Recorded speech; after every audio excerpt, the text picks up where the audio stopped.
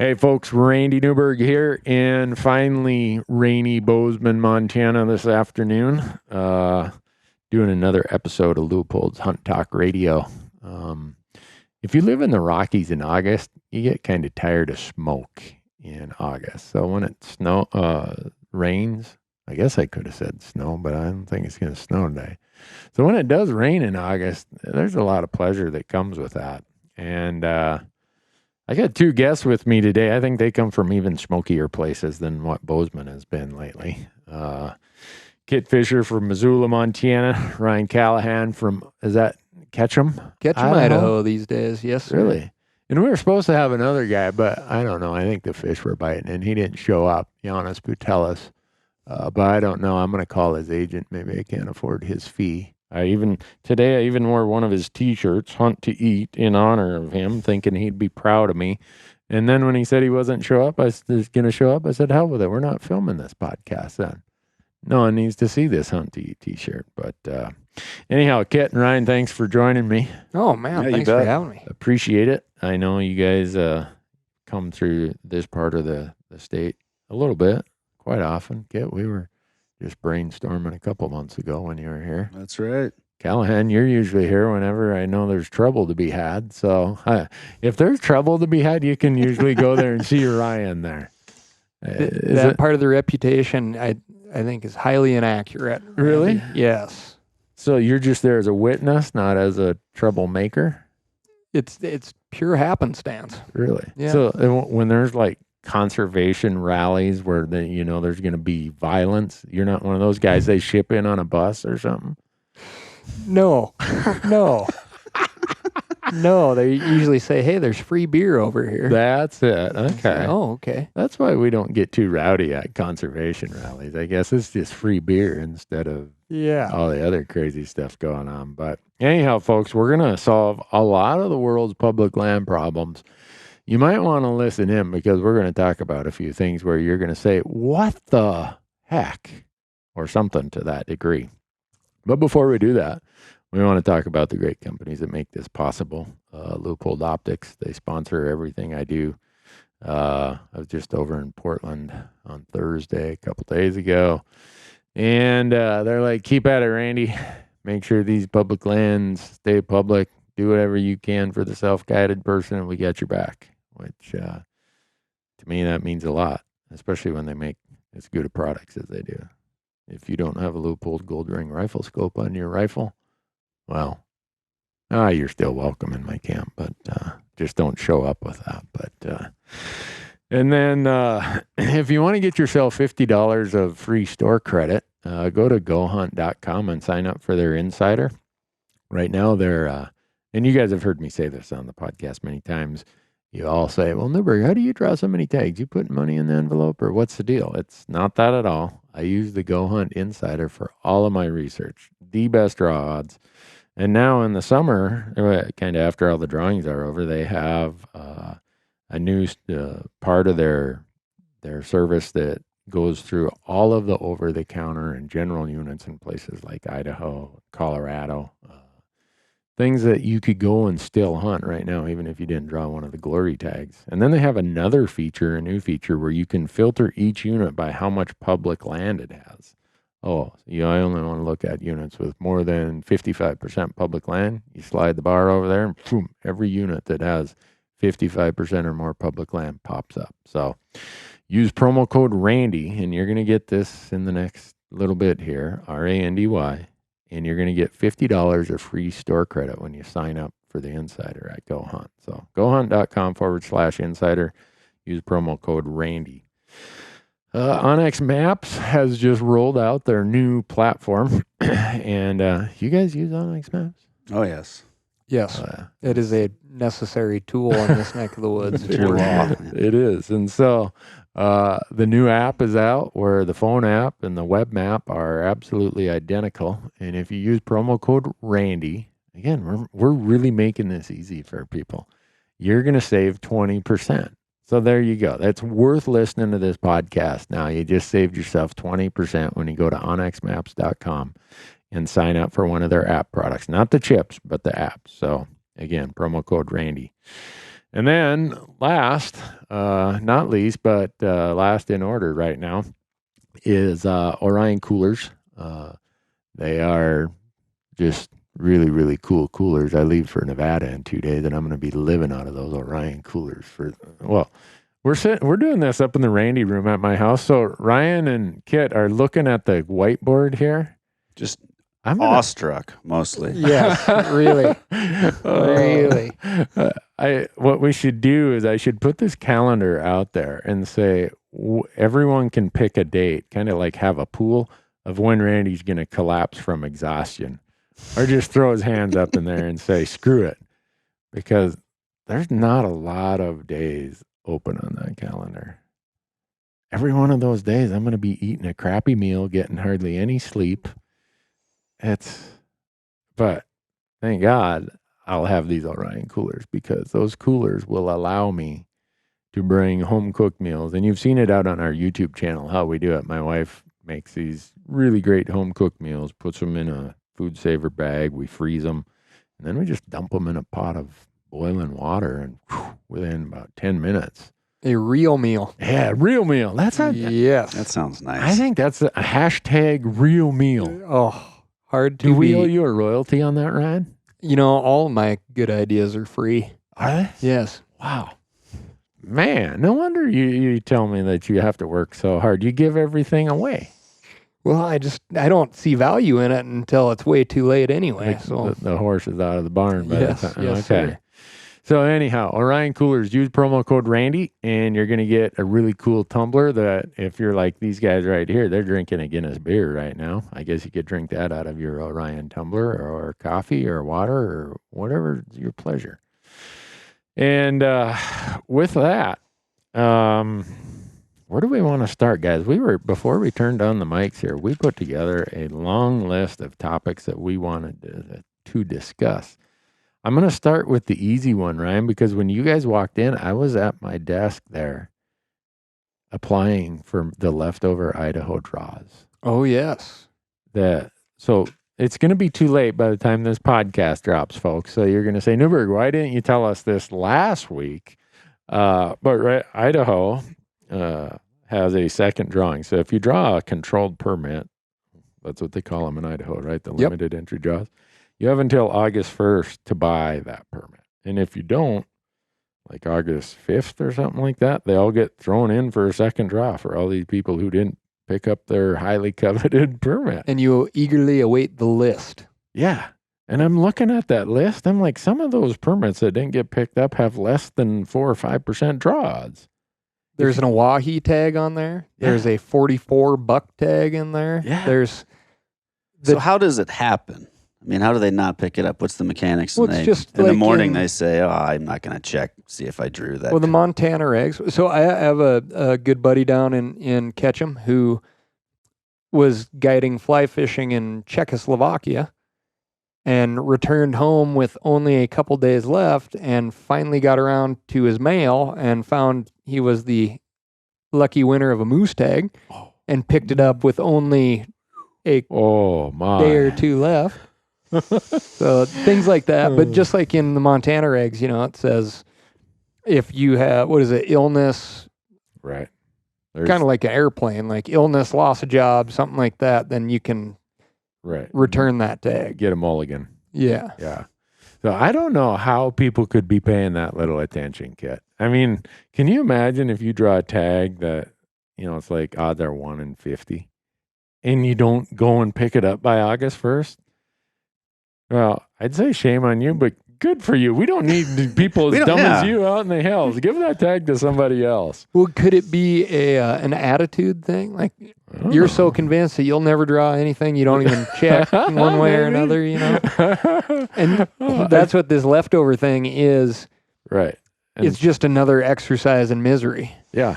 And so the deadline is August 15th. So tomorrow, before I leave for Nevada, I'm applying, and I'm sure I won't draw. I've done this now for, I think, going out close to 20 years in Idaho, and I've never drawn anything on the second draw. It's a bizarre thing. The numbers are so low. Yeah. you could have several thousand people applying for the one tag or the two tags. But for some reason, I have a buddy of mine that I hunt with. He has never drawn a tag in the first draw. Really? But he's drawn, I think, 2 or 3 tags in the second draw. Whoa. Yes. And it's a bizarre thing. He loses out on the easy draw. Yes. Huh. Well, anyhow, do you have any mule deer left in Idaho after last brutal winter? Because if not, I may as well just pass. I definitely counseled folks in our office, like, hey, this is not the year to apply for that tag. Yeah. Or this is not the year to apply for that tag over there. Right. And certainly with folks calling into the office and emailing in for trying to get some insider tips. But yeah, I've been pretty buddy with a lot of the biologists, and it's not like I'm not going to be mule deer hunting this year. Yeah. But I am not expecting a banner year by any stretch of the imagination. So, I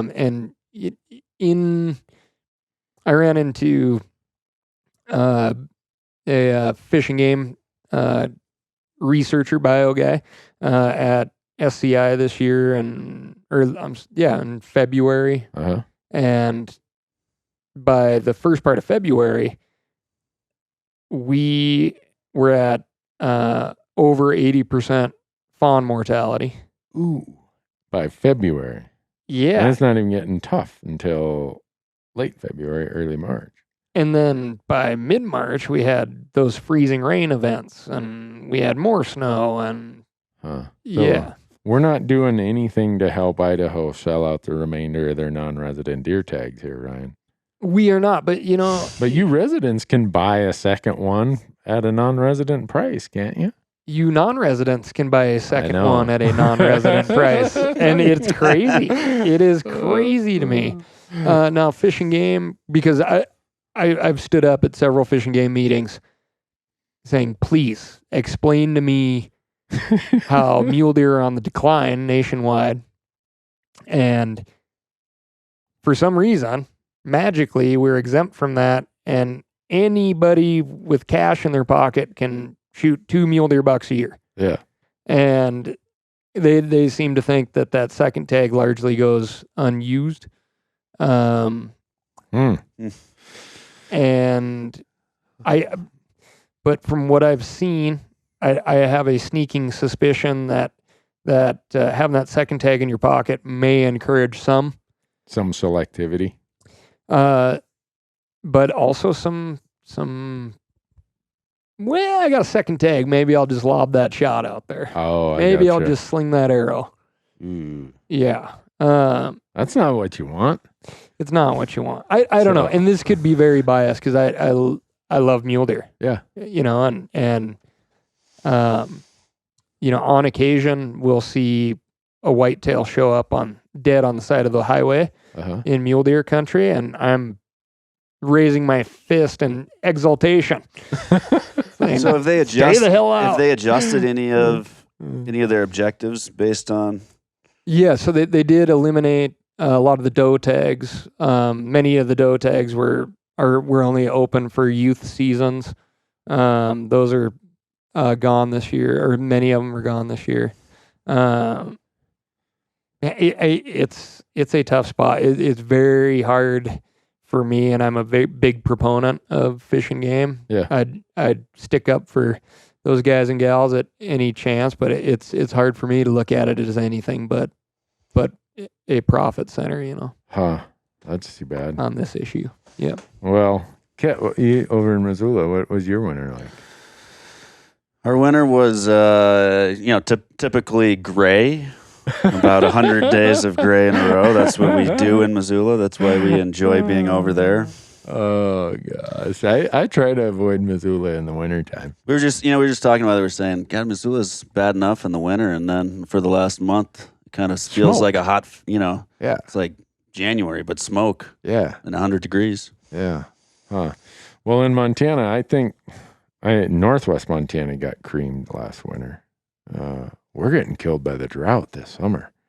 We have had today I was talking about this little rainstorm we had here that is going to clear the skies, but you look at the big fires burning up in the breaks right now, and this was an impressive rainstorm, but really it lasted about 5 minutes, right? So, yeah. Well, we want to get it taken care of in a hurry here in this beautiful Gallatin Valley. As my one friend says, the Bozeman, where the beautiful people think they live, or where the people live who think they're beautiful, something like that. So we don't want to disrupt people's day by more than 5 minutes of rain. Can't.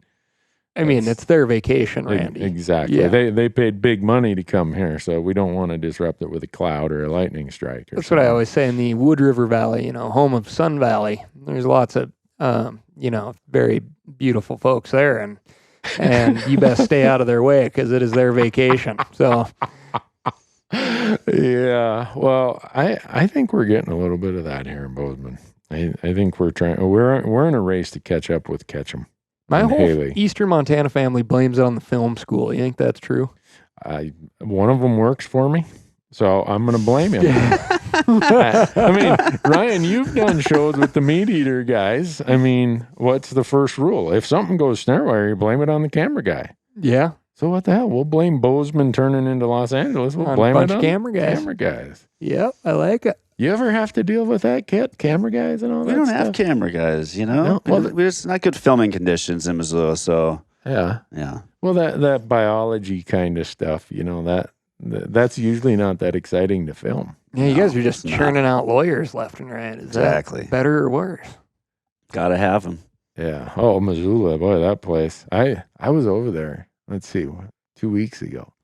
And then I was just in Portland last week. Is Missoula in the running to try beat Portland for homeless people? If you guys didn't ship them all over, I've heard that's what the problem is. Bozeman, we're like, get them out of town. We give them a 12-pack of beer and a $20 bill and a bus ticket to Missoula is what we do here. I don't know. I in Missoula. They're very seasonal, They're very seasonal. Yeah, I think they must all go back to Portland. I've never seen so many homeless people in my life. Well, I did, and I noticed over the last 2 weeks there was a more than ever. I think more of the yellow school buses converted than I typically see in Missoula, and I felt like there was a rainbow gathering within 100 miles. I don't know, but I think there was something going on. Did you listen to my last podcast? Is that where you came up with the school bus gig? Mm. Oh, the last podcast we did was with the guy Sam Soholt. He took a Bluebird school bus, converted it into a camper, and he's traveling around the country raising awareness for public lands. And this guy's an A1 photographer too. Sam he's the real deal. So you can buy T-shirts at, I think it's Public Land or Public Tees. Public Land Tees. Publiclandtees.com. I just saw that. I just did see it. And he was parked over here in my shop. We sat in the bus, did a podcast, beat up on all the Utah politicians, and then we took a school bus down to Dairy Queen and got blizzards down at Dairy Queen. They probably thought they had the whole class coming, until you guys step out. Real disappointing. Yeah, that's great. Is that how they migrate into Missoula? They come in on yellow. They bring them in on buses as far as, Huh. Well, the victory lap to Dairy Queen. I'm sorry, guys, that I always get on these tangents and these diversions, but that's the beauty of a podcast. If you had a script and you just stuck to it, what the hell fun would that be? That'd be like going to school again or something, or your wife giving you a to-do list. I want all this done before tomorrow morning when you leave. Well, look at all the knowledge in this room. It's not like we it's to the left of me and the right of me, and certainly not me. But comparing Montana and Idaho, and comparing other systems in the West, Ryan, you guys in Idaho, you don't have a point system. We do not have a point system, but you do make us buy $150 or $60 non-resident license to apply for your limited entry draws. Yes, but there's no point system. Some would complain about that. Some would like that. I like it. I hate point systems. I love the fact that there is no point system. Yeah. For one, my simple brain when it comes to mathematics is is largely to blame. I love feeling like I am in the running. You could be saying that in 30 years. I'm still in the running. Mm-hmm. I had the same chance I had 20 years ago. Probably worse because there's more people. Yeah, but if I looked at a state with points and all the math is like, everybody's got maximum points. yeah. What's the difference? Well, what if you don't have maximum points? Well, then you're screwed. Like Kat and I, we live in a state where they really came up with a great idea. Since everybody's got maximum points, let's square the points. Like that really made any... What did that do? Because then the maximums, if you have 16 versus a guy with 15, you're probably going to draw. You just get those guys out of there. Yeah, you just put that is what I call the old gray-haired rule there. I mean, we had a bill in the legislature, not this session, 2 sessions ago, where they wanted to carve out a bunch of the tags for you had to be over 65. It's like, really? What next? So we already give them the tags for free almost. Yeah. Can't we? Yeah, they wanted to set up a special drawing pool, and they only wanted it for the moose, goat, and sheep tags, not the other tags. Oh. Yeah. We need to make divisions within divisions. Right. Within divisions. Yeah, let's not worry about the bigger picture, that maybe there's new people coming to hunting and we should encourage that they might have an opportunity to draw a tag. Nah, hell with all that. Us old gray-haired fogies, and I can say that because I got a lot of gray hair. I'm like way more gray than I am anything. It's the old pissed off white guy club. We're all mad because we didn't draw a sheep tag, and we're going to figure out a way to get a sheep. We're going to get our 3rd sheep tag before we die if we got to go and get the governor to sign that bill. It is painful. Like I'm sure you know people. I know people who've had 2 goats, 2 sheep. Yeah. Like I've been applying since I was 12 for these things, and I've never drawn one in Montana. Really? Yeah. You've never drawn moose, goat, or sheep? No. How about in Idaho? No. Oh. How about you, Kat? I haven't drawn any. I have a buddy who, this is claim to fame, is he drew moose, goat, and sheep in 1 year. No way. Mm-hmm. I think it's only been done once. Was he able to get it all done? He didn't.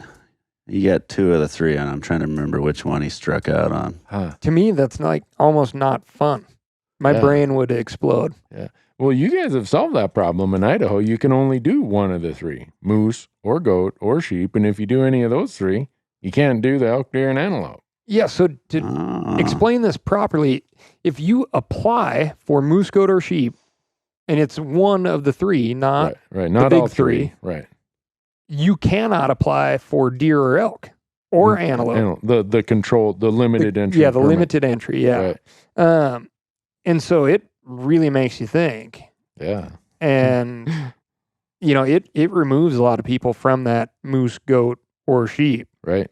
I still don't draw anything, but every year I'm sitting there going, boy, is it really smart to apply for this tag? I'm not sure what time I have, and I'm just every year I'm like planning the whole logistics out before I get the tag. And do you think that point systems, you might be biased because you live in Idaho. Kid, I'd be interested in your thought.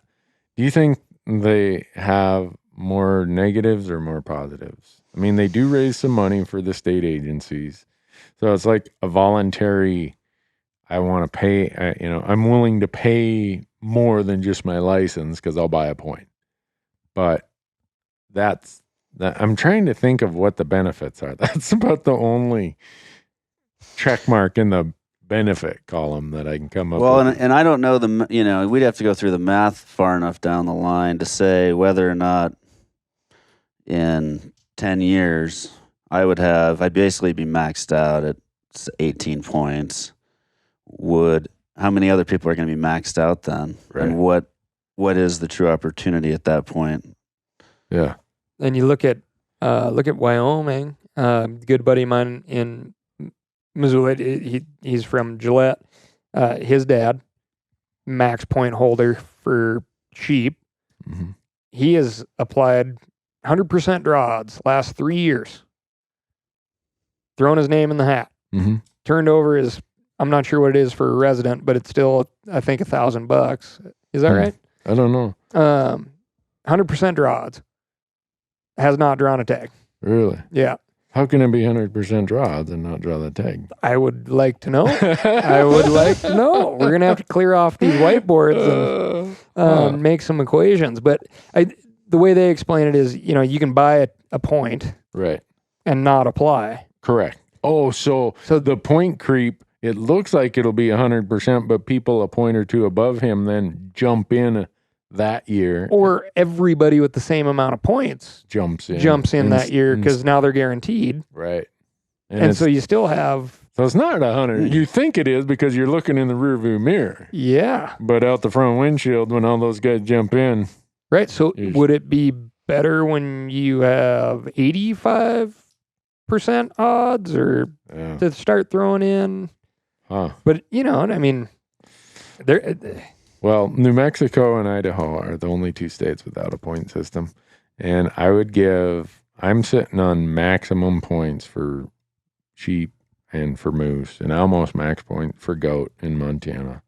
I've got close to 20 points for multiple species in other states. I'd give all that away if everything would just go back to straight. Everyone's got the same chance every year. Hell with it. Let's get rid of cell phones too. Callaghan for president. Ryan for president. Oh, make life simple again. Oh, gosh. I love it. That would be so great. But since we're on that topic of moose, goat, and sheep tags, okay, you've just told me some stuff. It's still sinking in here, what you told me and why. I don't want to get you in any trouble. Kit is a biologist by training. Am I saying all this right? Who spends... Well, what I do, I work professionally. I'm working for National Wildlife Federation. I do a lot of the similar, it's actually similar work that Callaghan does on some pieces, but I work on a lot of public land issues in Idaho, Wyoming, Montana, and grazing associated problems. Okay. And one of those we were chatting about, I believe you're going to be spending some time this fall. So, folks, and many of you know from prior podcasts that my son drew a moose tag here in Montana. And I'm researching, getting film permits and doing everything that I want to do to film that hunt and find out that there's a chunk of BLM land that we can't hunt. But you can pay for it, as we do. Right. In our taxes. Because it's an experimental sheep or an agriculture. The ARS is that when I looked on the BLM site, it said, you got to go to ARS, whatever for this. Yeah. Agriculture Research Service. And so there's a sheep station in Montana in this moose unit that we were trying to get a film permit for. Come to find out, no hunting allowed. Well, that's not entirely true. I believe there is some hunting allowed, but it has to be done, I guess, through an official agent in this case. And in this case, the official agent is an outfitter that somehow has the lease. Is it a lease? I don't know if it's set up as an actual lease situation or they just have the old handshake. All right, you're the guy that we're going to let outfit on this public land. And they've restricted public access. There's the Continental Divide Trail that runs up on top, and that is a public trail, and you can walk on the trail, but you read in their regulations you can't step off of the trail. You step onto ARS land. This is managed under USDA, and the reasons they provide is that we could be disturbing their critical research of domestic sheep. Sheep. Just so people understand that when it says sheep experimental station, this is not wild sheep. These are like Mary had a little lamb kind of Bo Peep sheep, right? And so I was, before we turned on the mic, I was telling Kit and Ryan, my son drew this moose tag and blah, blah, blah. Dang, I found out that we can't hunt up there. And they're like, well, you could if you wanted to hire the outfitter. How does that make you feel? That pisses me off is what it does. So in the kicker on it is this is 16,600 acres. So this is it's a pretty healthy chunk of land on top of the high divide. Right. Premium between ground. It's on the Idaho-Montana border. Right. And this is a huge wildlife corridor west out of Yellowstone, connecting the Yellowstone to the Salmon Soe wilderness.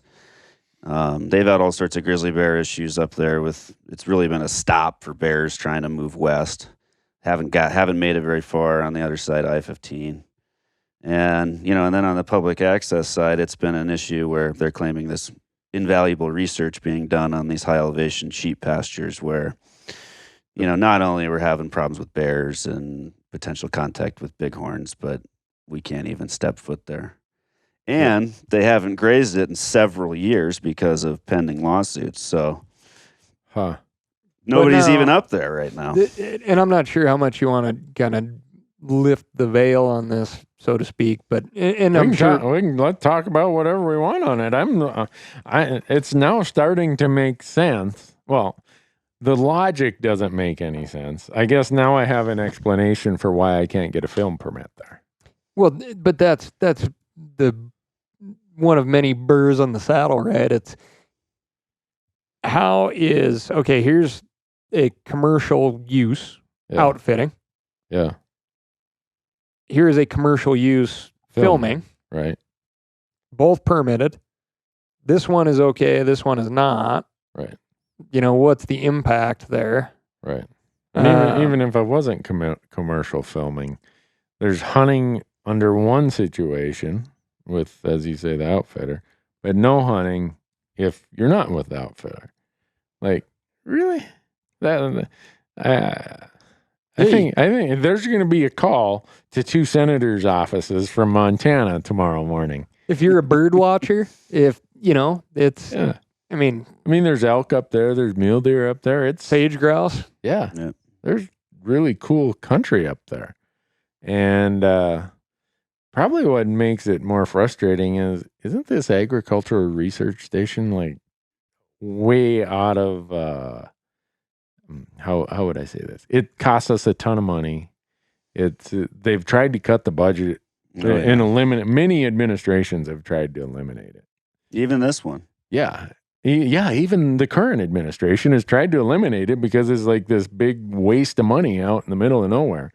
But the Congress says, "Oh no, we're beholden to somebody." And what other explanation is there? No wonder Montanans are the brunt of all sheep jokes. Now even that's starting to make more sense now. Jeez, but. I don't know. To me, it points out how screwed up it is that everybody agrees this sheep station should be gone. It's long past its useful purpose. And it's not being used. Right. And now just in the last few months, I've found out how restrictive it is, even though it's BLM land, it's public land because it's under this ARS umbrella. We can't hunt it. It's like you said, Kit, it's this almost like an artificial barrier to wild sheep. You can't, no one's going to allow for wild sheep up there. No. And it is some of the most cool looking habitat. When you drive in the Red Rocks Valley, you're like, man, that needs to be loaded with wild sheep. There, yeah. But, a wild sheep wouldn't stand a minute up there with all the domestic sheep activity. They'd be gone.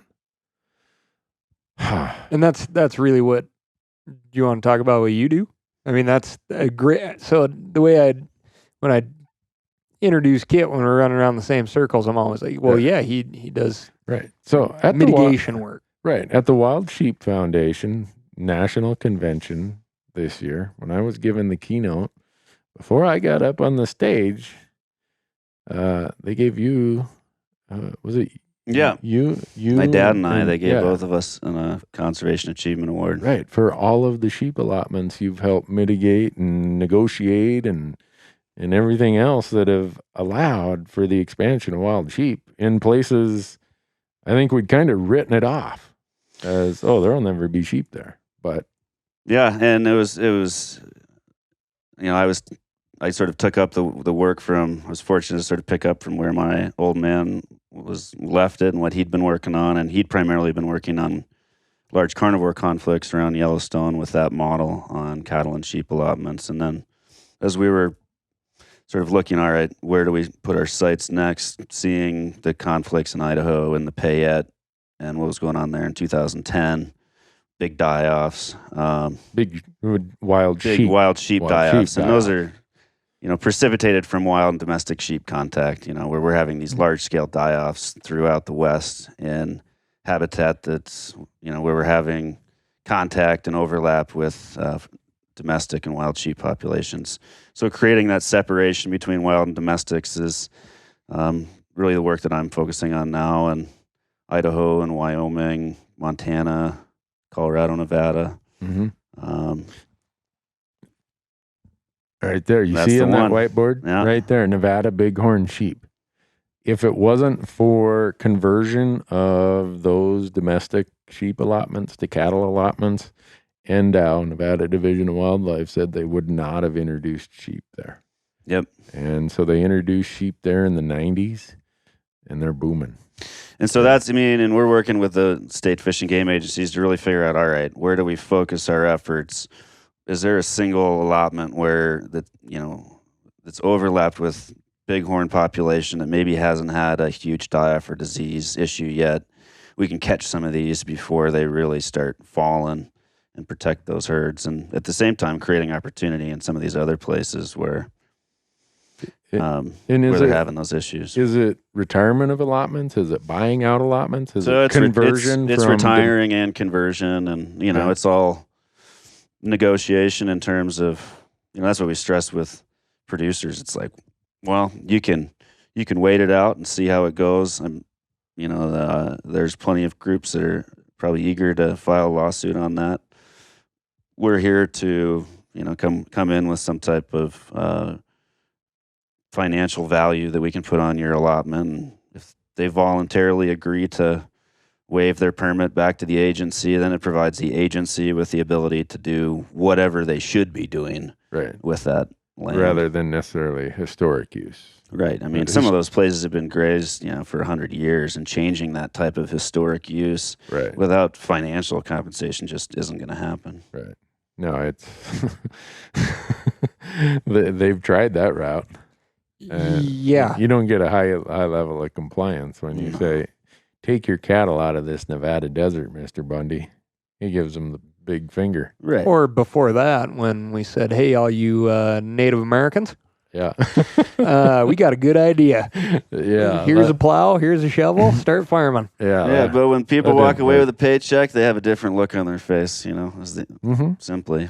Yep. No, I think that's cool. I think those kind of solutions are the solutions going forward for conservation. I always say the easy fruit has been picked in conservation.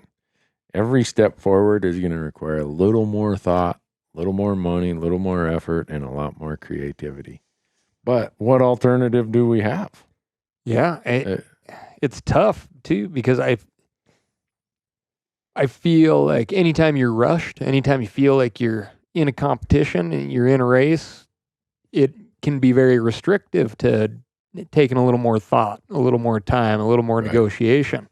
But holy cow, man, I feel like we are in a sprint at this point, trying to stay ahead of it. Well, it's amazing what happens when you just sit down and chat every now and again.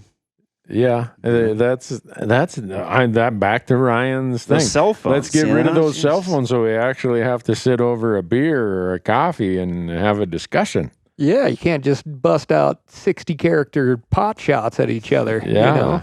And folks you'll never see. Isn't it 140 if you're tweeting? I don't know. Oh, is it? All I do is tweet things, whatever. I'm a retweeter.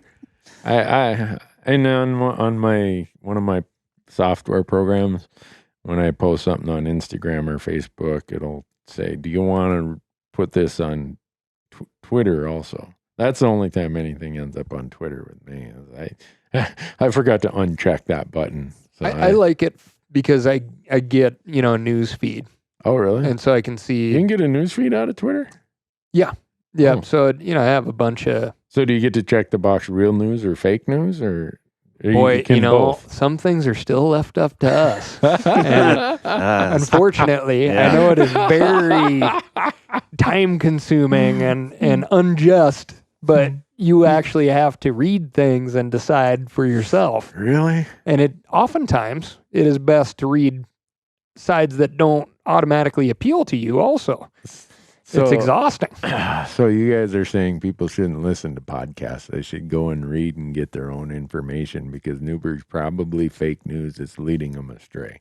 Oh, boy. I don't know if as long as you have enough different sources. I think, yeah. All right. Well, it's a good thing Kit's here then. So we have a valid source. Anything else is going to just be considered bullshit, I suspect. But so this whole grazing thing, and this is going to get back to, you people didn't see it because we aren't filming this, but when Kit started talking, I pointed to this whiteboard behind me. We're filming a Nevada desert bighorn sheep hunt in November.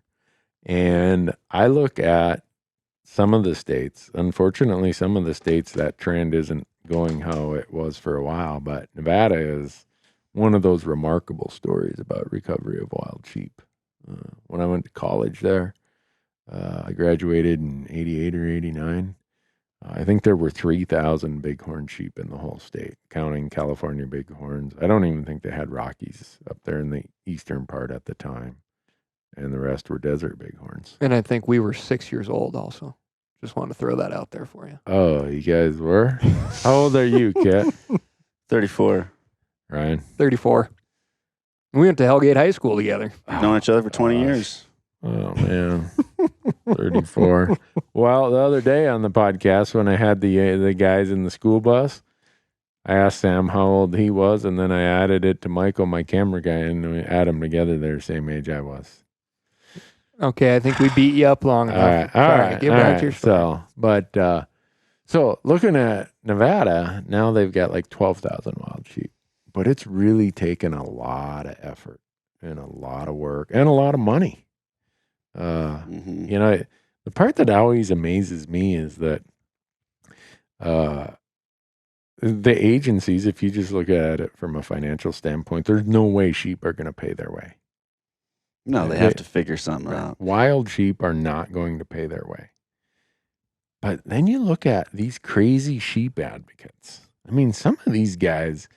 And I'm talking about whether it's from the mechanic, the guy just, working at the hardware store who volunteers his time or whatever, to the really wealthy guys.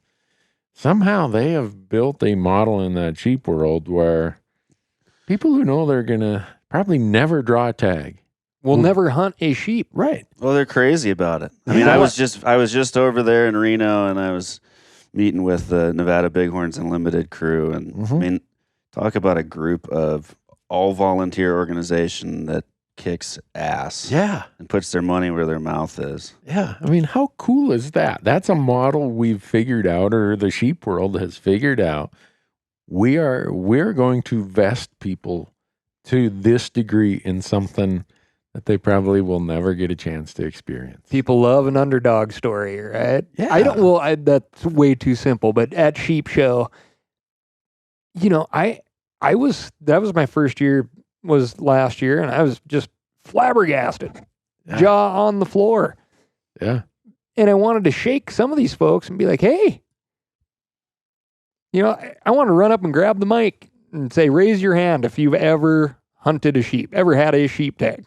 Yeah. It's very, very few people. Yeah. Especially in the lower 48, where most of, not all, but the majority of the sheep conservation dollars get spent in the lower 48. And those are all draw hunts. It's not like Alaska or Canada where you can just, if you hire someone, you can go do it. So the percentage of those guys in the lower 40, we were just talking about it. The three of us, none of us have ever drawn a sheep tag. No. And the odds are we may never. But I'm a huge fan of doing whatever I can for wild sheep. And that helps, I guess, for if you're an agency person, that helps justify a sheep Why do you program. care more about sheep? Do you care more about sheep than another animal? Even if you've never harvested one? I can't say I care more about them. I guess it's my understanding and realization that they require, if you believe, if let me back up even further. I mean, all these books here about in my shelf about conservation of native species and history and landscapes. If you believe like I do that the landscape without all of its pieces is an incomplete puzzle, you have to be an advocate for the ones that are harder, tougher, in more peril. And I see wild sheep as being in way greater peril than elk or turkeys or white-tailed deer, bears, or whatever. Maybe I'm wrong in that, but no, that's so let me challenge you on that same line of thinking then. So sure. Where are hunters on bison? Why isn't there the same calling of sportsmen saying, why aren't we trying to bring bison back to some? I agree 100% on that. And so I was lucky enough, I drew a bison tag in 2013 here in Montana. And in that episode, we talked about the politics of bison. And it is so ridiculously complex. I wish it wasn't that complex. But I'm a huge advocate for bison. I don't know. So I said I'd give up all my points. I've got a pot full of bison points in a couple places. I'd still give them up. But to me, bison hunting is something I wish everybody could experience. I wish we had bison in every piece of suitable habitat in their native range. I'm not sure if you can divide this, but I'm going to ask you to try. What was it about the bison hunt? Was it all the years of applying beforehand? Was it, obviously the history in the West is bison. Yeah. Was that it? I'm sure it was a combination of things, but if you could whittle it down to one, why would you want other people to be able to hunt bison? I think if to really appreciate bison, you need to be a historian, or not a historian, an interest in history. If not for what happened to bison in the 1850s, 60s, and 70s, the United States, I don't think, and many experts opine this, and I adhere to their theories, let's put it that way, that we would not have had a conservation movement come forward if not for what happened to bison. So to me, as a lover of conservation, as fully vested in everything I do, I say, I work towards, vested in conservation of wild species and wanting to see a culture and a society that believes that conservation is a valuable thing, I trace all that back to the bison. I feel that I owe those bison way better than they're getting today. And that's, for me, that's where that comes from. The poor frickin' bison got put on the altar, annihilated in a short amount of time. In a short amount of time. Visible. Right. Used as a tool of war against native tribes, against native peoples, subjected to diseases from the livestock world, relegated to little islands of habitat. And because of that, out of that came the conservation ethic that whether you hunt or don't hunt, the United States from that point forward said, we're going to have a conservation ethic. This is not going to happen again. Yeah, we lost some other species along the way, but no species paid a greater price to build. It continues to, probably. It continues, exactly. So that legacy of the bison continuing to be treated as the ugly, stupid, let's just crossbreed them with cattle and put them in fences kind of solution pisses me off. I wish I had the answer for brucellosis politics. I wish I had the answer for tribal hunting right politics. I wish I had the answer for a species that requires a huge amount of wide open space. Competitive grazing. All the things that people and unfortunately in most instances when you sit in on bison discussions, all the things we just mentioned, no one ever is honest and says this is why I don't like bison. It's usually do you think that conversation would have been different 50 years ago in a state like Montana? Yeah. I do too. It would have been easier 50 years ago. Right. And what's changed to make it so much different? I really wish I knew the answer. I think politics and policy has changed that dynamic some. I think and maybe this is weird. I think that Americans believe there are tons and tons of bison because they see beefalo on farms as they drive across Nebraska and the Dakotas. They're like, well, shit, look at all those bison I saw. They're not, there's hundreds of thousands of them. No. Wild, free-ranging, genetically pure bison. Someone's going to shoot me for saying this, but there's a biologist who I highly respect who said, you know what? Don't be surprised if someday the American bison, pure genetic free-range American bison, is petitioned to be on the endangered species list. That is so wild. I mean, look at what we've done with so many. And I know this is the point. Twice, yeah. Is like, are more white-tailed deer than there have ever been on the North American continent. Mm-hmm. Yeah. Elk. And all of these have their complete zealots, like we were talking about before. But, elk, we've proven Rocky Mountain Elk Foundation, great example. We can put those babies back. Yeah. And turkeys. Yeah. More turkeys than there ever were. Or in a lot of areas that had never had turkeys now have turkeys. And the bison is still the underdog. The sheep, obviously. Yeah. That is a tough you look situation. I was asking about the timeline because we look at like the 1950s, early 50s. There weren't any elk in the Missouri breaks, right? And it's just as easy, in the 1950s was the same time that bison were being restored into the Henry Mountains. Yeah, in Utah, and we could have done the same thing. What if we would have done that in the 1950s? Right? How would our landscape look different out there? Right. No, I think it would have been easier at that time. And that's why I watch some of the things you're working on, Kit. And, I'm going to just throw this out there. I know it's highly controversial to a lot of people, but there's a group called the American Prairie Reserve. Is it Reserve or Foundation? Reserve. Who is through the free market. So everyone talks about violating property rights. Well, property rights get traded on the free market. So they go and they buy property. Willing buyer, willing seller, no one's coerced in one way or the other. And I don't know where that's going to end up, where it's going to go, but maybe large landscape conservation for species like bison, maybe that's going to be the path forward. I don't know. But the big question will be whether or not that land's private or public is a big question in the end. Right. But whether or not those bison that are currently up there on American Prairie Reserve that are currently livestock will ever become publicly owned. Right. And that all those are questions.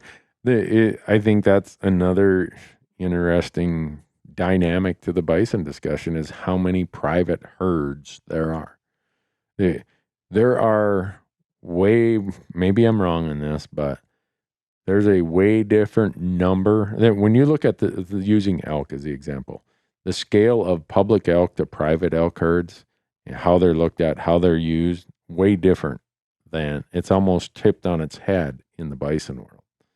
You have some of the strongest conservation of genetically pure bison is happening by private groups rather than agencies. To me, it's like, hey, America, do you really give a shit about conservation or don't you? And I say that to people when we're really peeling off some scabs here, guys. This gets me wound up. Kit, did someone tell you that I'm like this fanatic lover of bison? Is that someone put you up to this? I didn't know. Really? No, I had an idea. So I wonder, and I think part of it, I say ignorance. I don't mean ignorance in the form of a bad way. I think it's just uninformed people who they come to Yellowstone and they see a bison standing next to the road. So they think, oh, bison must be doing fine. They may or may not see a wolf. They may or may not see a grizzly bear in Yellowstone, but the odds are they are going to see a bison. So their concern, their worry, their prioritization of where their advocacy and effort should go doesn't go to bison. Well,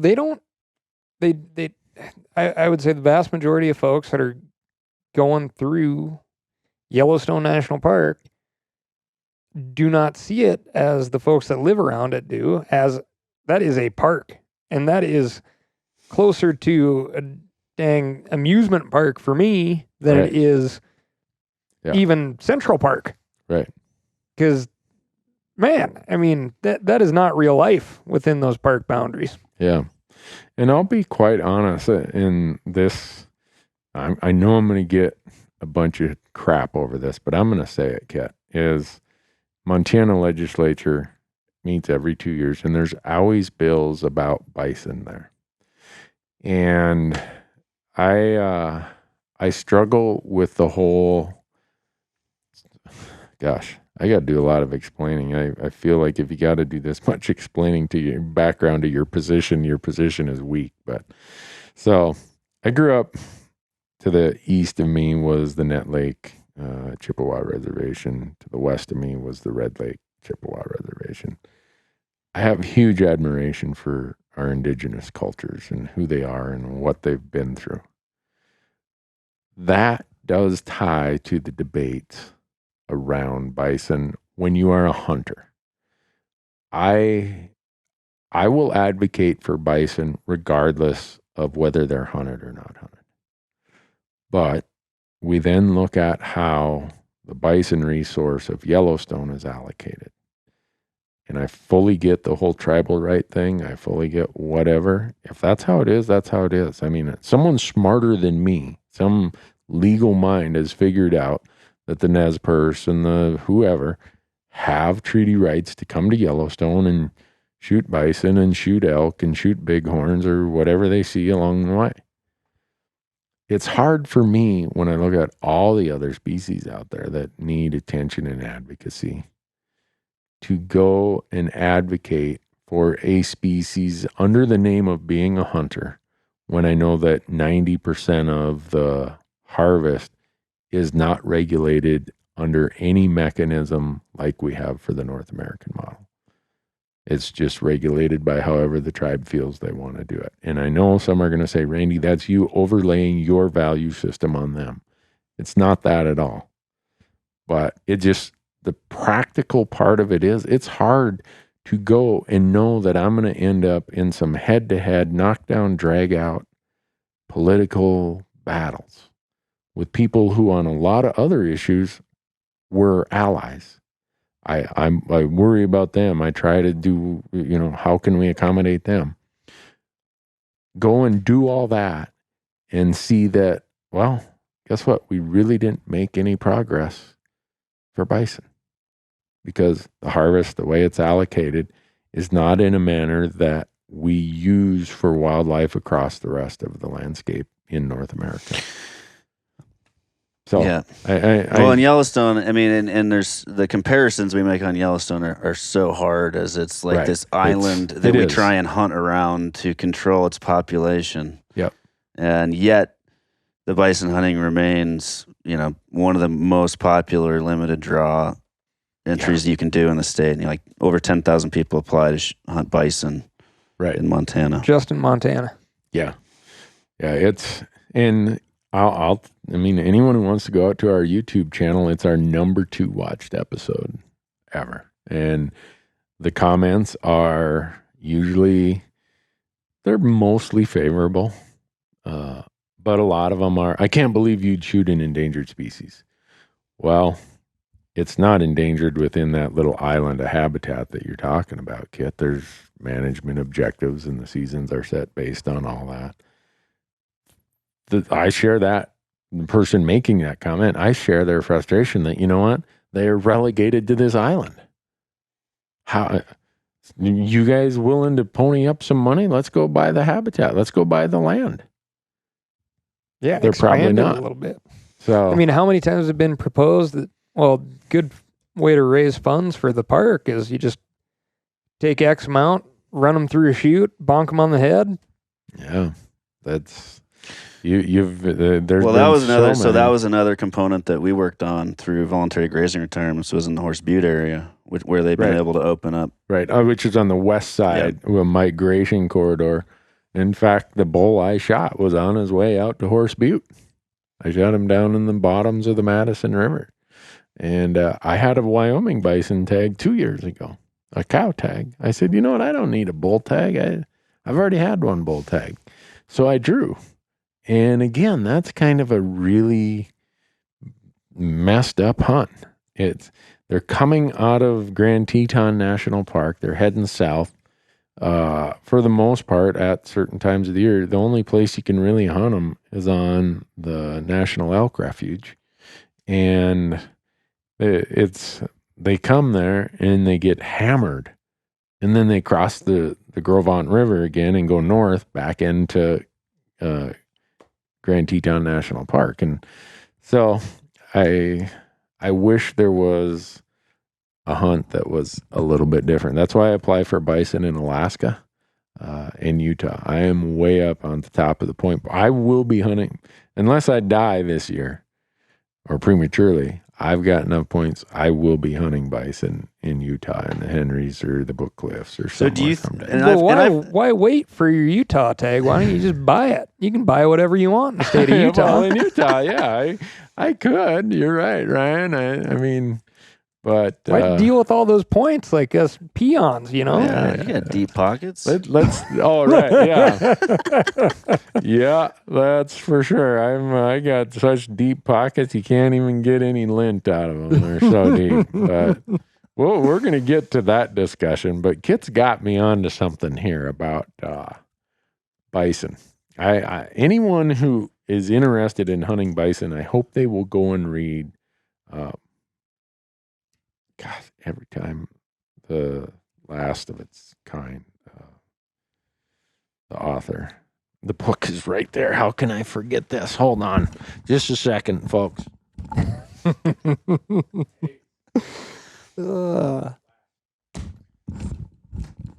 Sorry, folks. That's what comes with getting old. You can't even remember one of your most favorite books, The Last Stand by Michael Punke. It is about George Bird Grinnell's effort to save the bison from extinction.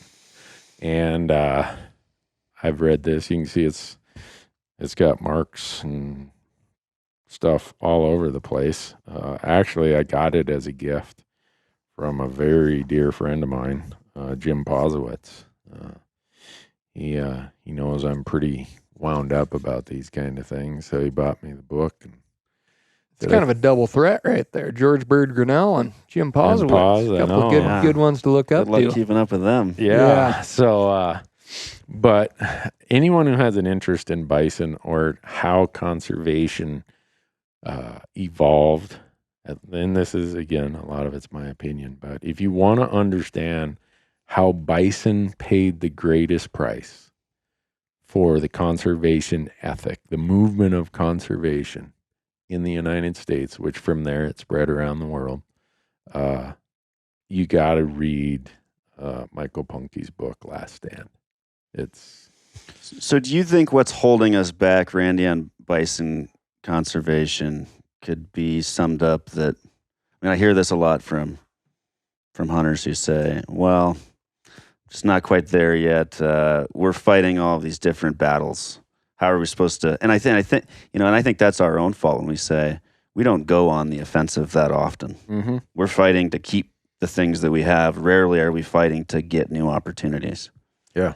And we did I'm going to interject, say that is a complete cop-out, because unfortunately, we got some loud voices that talk about this stuff, but there are not, we have a long way to go before even the majority of hunters are fighting these battles on a single front versus multiple fronts. Go ahead. Fair enough. I was just going to follow up by saying, on the bison piece, Montana specific, we did statewide polling 3 years ago on the appetite for wild bison restoration. I'm sure you've seen some of these figures. Yeah. 70% of Montanans support wild bison restoration on public lands.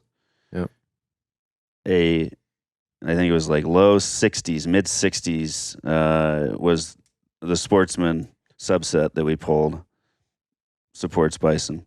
And that just struck me as we have less sportsmen support in the state for restoring a native species to their habitat than we do the general public. Right.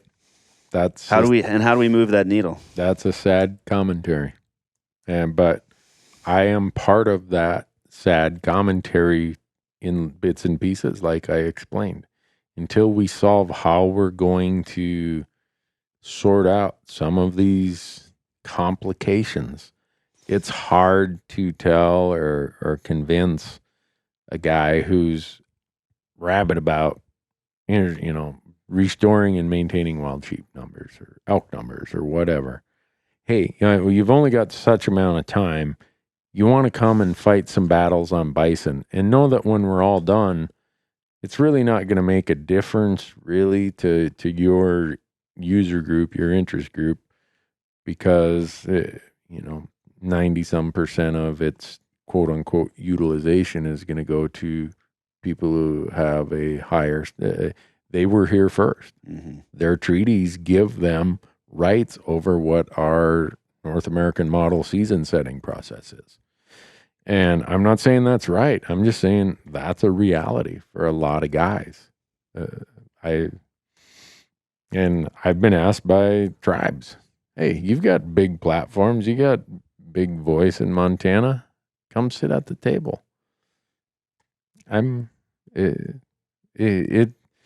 If I thought it could do something for the cause of bison, I'd be there.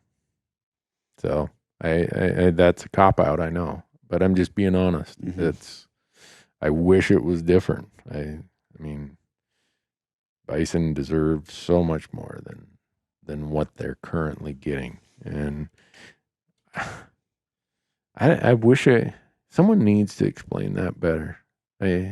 I'm doing a crappy job of explaining it, Kit. I think it's just an example of that. I mean, and I worked on bison issues, and it is, you can't keep pounding it for that long and feel like you're not making any forward progress. Yeah, I mean, if I thought I was going to live to be 300 years old, I'd say, yeah, I'm going to take on that bison. I shouldn't say it quite that way, but you got the brucellosis issue. And I think I am somewhat tainted by the bigger bison issue because of how they are treated in the greater Yellowstone region. If we could talk about bison in other places that didn't have the brucellosis issue like we do in Yellowstone and Grand Teton National Parks, even though it's never been shown that they were a transmitter of brucellosis to cattle, elk always have been, that would be different. I look at Arizona's got a remnant of a bison herd. Alaska's actually been pretty proactive in trying to establish and grow their bison herds, but we're talking about the fringe there. Not many livestock up there either. Right. So the competitive issues are gone. But your subsets that you talked about, 70% of Montanans and 2/3 of hunters, I guess we just it's not going to happen if we don't make it the priority and solve it in a way that is, if you want lasting solution on the landscape, you have to account for every vested party. If you say, oh, we're just going to push these down the throat of the public land grazers, it's not going to result in a long-term lasting solution. I don't know. Maybe I'm wrong in that, but that's my feeling. You need support, and I think this day and age, like we were talking about, you need need to, get people to the table, have an actual conversation, and try to really negotiate a true solution, right? But I think you're right, and seeing those bison fat and happy in the park, surrounding by flash bulbs, makes people complacent. Yeah. Just very anecdotal story that I used to guide for an outfit on primarily public land in eastern Montana, all real buffalo country. And the outfitter I worked for was a very knowledgeable guy, and racks of books, and all you do back then, when most of Montana had no cell phone coverage out east, was read. That's still the case. There's no cell coverage in eastern Montana, but it's paradise. okay. But I was taking a young. He was too young to hunt. A friend's kid out. This is in between clients out there, and I'd kind of drive over the top of this hill, and there's this old dried up lake bed down there, and there was always antelope in there, and I had an antelope tag, and came over the top of this hill and came around the corner, and I'm chatting with this kid, and he goes, "Hey, buffalo." And I was like, "What?" I didn't even really pay attention to him. He's like, "Oh, buffalo." And I look out there, and here is this big, gnarly, woolly bull buffalo out where there should be, your brain just goes, Right. of course there's a buffalo there. Yeah. While at the same time being like, what the hell's there a buffalo doing there, And yeah, I mean, that's all it took for me. I was like, I want buffalo back here, Yeah. But, to be totally open and honest here, I can't really tell you, other than jacking my jaw, what I've done for buffalo to come back out there. But I'll tell you, seeing it out there where it's supposed to be was a near religious experience. It was amazing. No, it's, if you get to hunt them, I hope everyone who hunts them researches them, their history, everything, and becomes concerned about their future. There's always this theory of, oh, they're dumb, blah, blah, blah. Well, if you read the history of bison and their evolutionary traits, it's not like bison said, oh, let's all circle up and face these center fire rifles.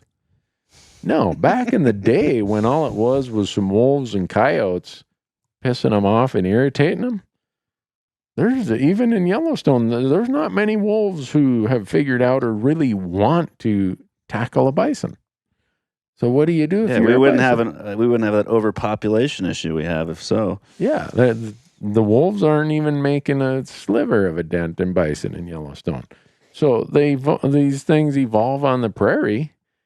Something annoys them. Let's just get in a circle here, and we'll stare it down. And if it still doesn't leave, we'll stomp it down. Well, that worked good until the center fire rifle came along. Proven technique there for quite a while, wasn't it? Yeah. So people, like in that episode where I shot that one, everyone's like, I can't believe it's like shooting a cow. It's just how they've evolved. We chased them. I could have dumped one right in the parking lot when they came out of the park. There were some of the Buffalo Field campaign people there filming. I know they thought I was going to tip one over right in the park because word was there weren't any bison ready to come out. So I was the only hunter there opening day. And here they come, walking right past us. I take my rifle, I lean it against a tree, and we tuck into this big fir / spruce. I can't even remember what it was. And they're walking by at like 5 yards, snorting and grunting and just steam bellowing out. Oh, the footage we got is unbelievable. And I told the guys, I'm like, I'm not shooting one here. And they were filming us like, we know he's going to shoot one right here. I ain't doing that. We got behind them, and one thing I found about bison is if you come at them from behind, they'll take off. Yeah. Oh, yeah. And they did, and they ran all the way down off those benches into the non-motorized area of the Madison.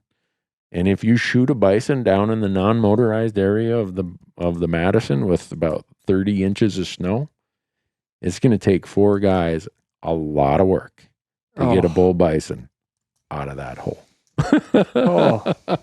But that's a good question, Kit. I'm glad you asked that. It's really got my mind spinning. Kit, you participated in a hunt, right? I wouldn't call it a hunt. It was a cull, and that was part of when American Prairie Reserve had been working on building their herd, and they've worked hard on their genetics, and they found through new genetic testing that a few of their animals that had some degree of cattle integration, that they wanted to cull those few animals. Oh. Huh. So I went up and helped them with that, and then we were donating all the meat and hide to the Montana Natural History Center, which was using it for educational purposes and whatnot. Okay. And the challenging part more than anything was here's 75 bison. Here are the 3 or 4 ear tags that you're allowed to shoot. Right. Good luck. And they're, like you said, they're all circled up. You have your binos, even though you're about 40 yards away, trying to read numbers on their ears to make sure you can actually get one. And, it wasn't exactly, it was more scary because at any second you think these things are just going to pound me and I'm going to be standing here with the gun in my hands like an idiot. Like a Wile E. Coyote cartoon, just flattened out there on the prairie. Yeah. If they decided to, the gig would be up for the hunter. It's when they take off, it is so cool, so intimidating. It's like, and they'll jump. I mean, they're not like livestock. You're seeing an animal jump. They jump 6 feet in the air. Yeah, it is so impressive. I helped a friend who had a cow bison tag here in Montana, and that was a ton of fun too. And the meat is just, I don't know if you got to keep any of the meat off that culling one. It is, I love antelope, but I think I'd give up antelope meat for bison meat. Wow. It was that, just everything you want in wild game, bison have it. I can't imagine how it would have been in the. Do you think part of it is just because there is so much history? They talk about the bulk, the sheer mass, how big these things are. Do you think that 44% of hunters polled were like, I just can't even fathom dealing with that thing? I think there's part of that. I think the concern is more rocking the boat with private landowners and this huge concern that we've seen year after year of, all right, a landowner gets upset about something or another and they're going to threaten to take their property out of block management, and we are dependent on a lot of private land in Montana for good hunting access and opportunity. And a lot of it's a small community. So if they don't like something, they have a lot of power to sway the public. I was meeting with a sportsman's group and I'll never forget it. And this was 6 or 7 years ago. And I was bit greener then talking about bison restoration, and I'll never forget, he said, you want to F up the best hunting ground in Montana and put buffalo out there, get the hell out of here. It just struck me, and I've been talking with all these Poswitz and all these just wowing me with bison knowledge and history and how it's our duty. And then you run into people that are so diametrically opposed with how you think everybody should think about something. Right. That it's refreshing. It makes you step back and say, okay. I think the other part of it is one of the things that, and this will get to Utah. We got that on the list because I just opened the first preface of the book last week on the podcast about Utah. But I think one of the things is that when you don't have a lot of opportunity from the hunting standpoint, hunters are making an analysis of, is advocating for this going to lose me opportunity somewhere else? And they don't see enough growth in the opportunity or viable growth in the opportunity to hunt bison that it's worth sacrificing where they have elk or the the open lands they have for deer or antelope. And I'm not saying that's right. I mean, when you get to the core of saying I'm going to be a conservationist because it's the right thing to do and the species need me, it shouldn't matter about the hunting opportunity. But it is very real. Exactly. That's where it becomes tangible. And growing up, you know, a big ag family here in Montana, we always used to say, you know, you'd fly into Billings if you had to loop in from the north at night. You know, you see very few lights, but almost all of it's private. And if, you know, it's so checkerboarded out there also, if you didn't have these access programs, there's a lot of public ground that you could not access, period. Yeah. And you talk, you know, growing up, you'd talk, Ryan, you know how cow-calf units, you know, how many you can raise out here, how many acres it takes to raise one cow-calf unit, and you want to put some competition out here, you know, and buffalo don't stay within a fence, and they go wherever they want, and you know, it's anarchy on the range, and it's competition and everything else, and I mean, it'd be very real, very quick if you, you know, you had a Save the Bison sticker on your truck window and you went up to knock on a door and could get access. Yeah. Well, it's you know, I think it's oftentimes interpreted more as an affront to their culture that, you know, the livestock community, they've been there since the 1850s. They've put up with the worst of the worst out there, and that was the last land to be homesteaded in Montana, and there's some tough sons of bitches out there. Absolutely. They are. And to say, all right, now we're going to shove, after everything, we dammed your river, we got rid of the best grazing land you had, and now we want to shove bison out here. I mean, I can see it from that point of view. Yeah, I can too. I don't think you'd be a smart fellow if you couldn't. Right. But you should still be able to figure out, okay, how do we move the needle, even if it's not happening tomorrow? Yeah. And so in Utah, they've worked with the tribes. The Ute tribe and other tribes have kind of become a safer place for bison reintroductions. And as they leave the reservations, the public hunters get some opportunity. When it's a safer political place, too. Exactly. It's more considered a sovereign place. They're going to do what they want to do. And the Crow tribe here in Montana has their own, I don't know if those are genetically pure bison, but their hunting operation is strictly, I mean, they don't give away public tags. You go through an outfitter. It's kind of a hand-holding operation. It's not like, all right, you drew south of the Bighorn River, you just go all the way to the Wyoming border and knock yourself out. If it was on a horse and right, if the Crow tribe was, you could just have run of the place. You and I don't care if it was 20 other hunters. If I could have the run of the place with a tag in my pocket without the hand holding, and I'd be over on the Crow reservation chasing bison. There's some gorgeous country down there on Fort Smith. Yeah. Yeah. I don't know. There is something about bison. James Willard Schultz has written in fact, they're right there on that table about, you know, Blackfeet and buffalo and my life as an Indian. He lived the time of the liquidation of the bison herds here in Montana, right on the whole Missouri River corridor. He lived with the Blackfeet. And when you read his stories about how much the bison meant to the indigenous people and how over the course of about 30 years, that went from being an unbelievable culture to a completely depleted, demoralized, ruined culture that had lost their land, lost their livelihood through bison, lost their language, lost their faith, their religions. It's a sad read if you read all of his books and the whole sequence, but it is all focused around bison.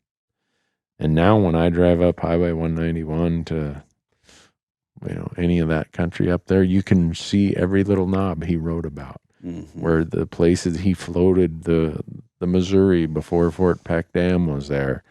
I shot a bighorn ram here, and this is where the grizzly bear attacked Lewis and Clark, and it's remarkable reading, but it all gets back to bison. And so maybe I have too much of a romantic notion about bison, that they're not tearing my fences down and eating my grass and, doing whatever. But well, and it's, and that struck me always as, I'd be meeting with sportsmen's groups, I'd be getting yelled at, ranchers getting yelled at, like, all right, maybe I shouldn't put so much effort into bison. And then you do go talk to the tribes though about bison, and it's like, okay, yeah, here's people that have a deeper respect than any of us would ever understand for this animal, and work as hard as they can to restore it to their small piece that they have. Yeah. And as much as I was talking earlier about how, as a hunter in Montana or wherever, you're going to think twice about engaging in bison politics because the tribes get the lion's share of the harvest. If I was a tribal member, knowing what little I do know through reading and knowing some of those people, their connection to those bison is something I will never be able to appreciate, the depth and the degree that they feel connected to bison.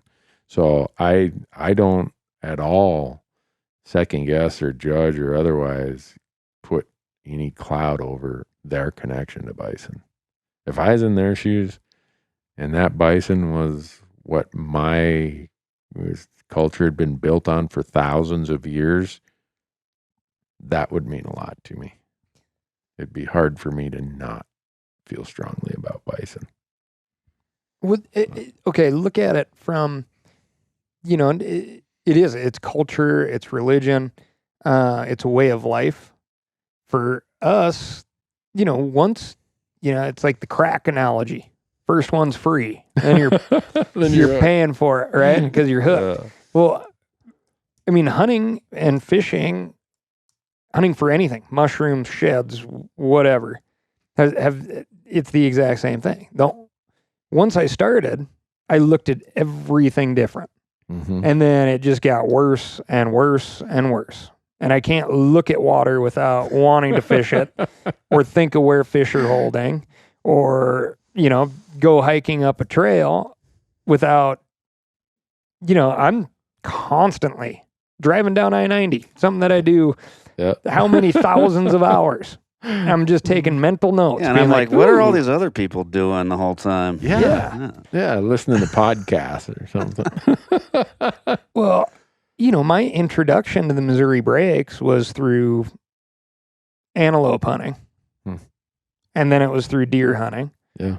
And then eventually I was like, well, I'm going to get some of those archery tags out there. Yeah. And start chasing bulls out in the breaks. And man, if that opportunity was gone, I can't tell you I'd be an advocate for the Missouri Breaks Monument. Like that at this point for me, I mean, that's my culture, my religion, my appreciation for all things outdoors is because of those animals. And so I do think there's the deep cultural understanding that it has been through oral tradition for generations upon generations upon generations. No, I can't touch on that. But I do think hunters have there's a relatable bond there. Does that make sense? Oh, no, completely. Back to your question, kid, of do I feel stronger about, that's what started this whole bison thing. You baited me into the trap. I didn't know after you asked the second question, I'm like, boy, Randy, you walked right into that one. But to your point of, am I more of an advocate for sheep than other species? And I gave no, not really. Just I worry about them more. To your point, Ryan, of hunting connects you to that. Somehow the sheep guys have figured out a bit of the riddle that I think I'm going to the grave without ever drawing a sheep tag. And I think statistics would say you're probably right. So why am I going to take 12 days out of my calendar this year to tell a story about sheep in sheep conservation. A calendar where you have only about 12 days free. Yeah. Yeah. Right? Yeah, Ryan's sitting right below the whiteboard that has the calendar for the year. It's a great question. Why would you do that? Right.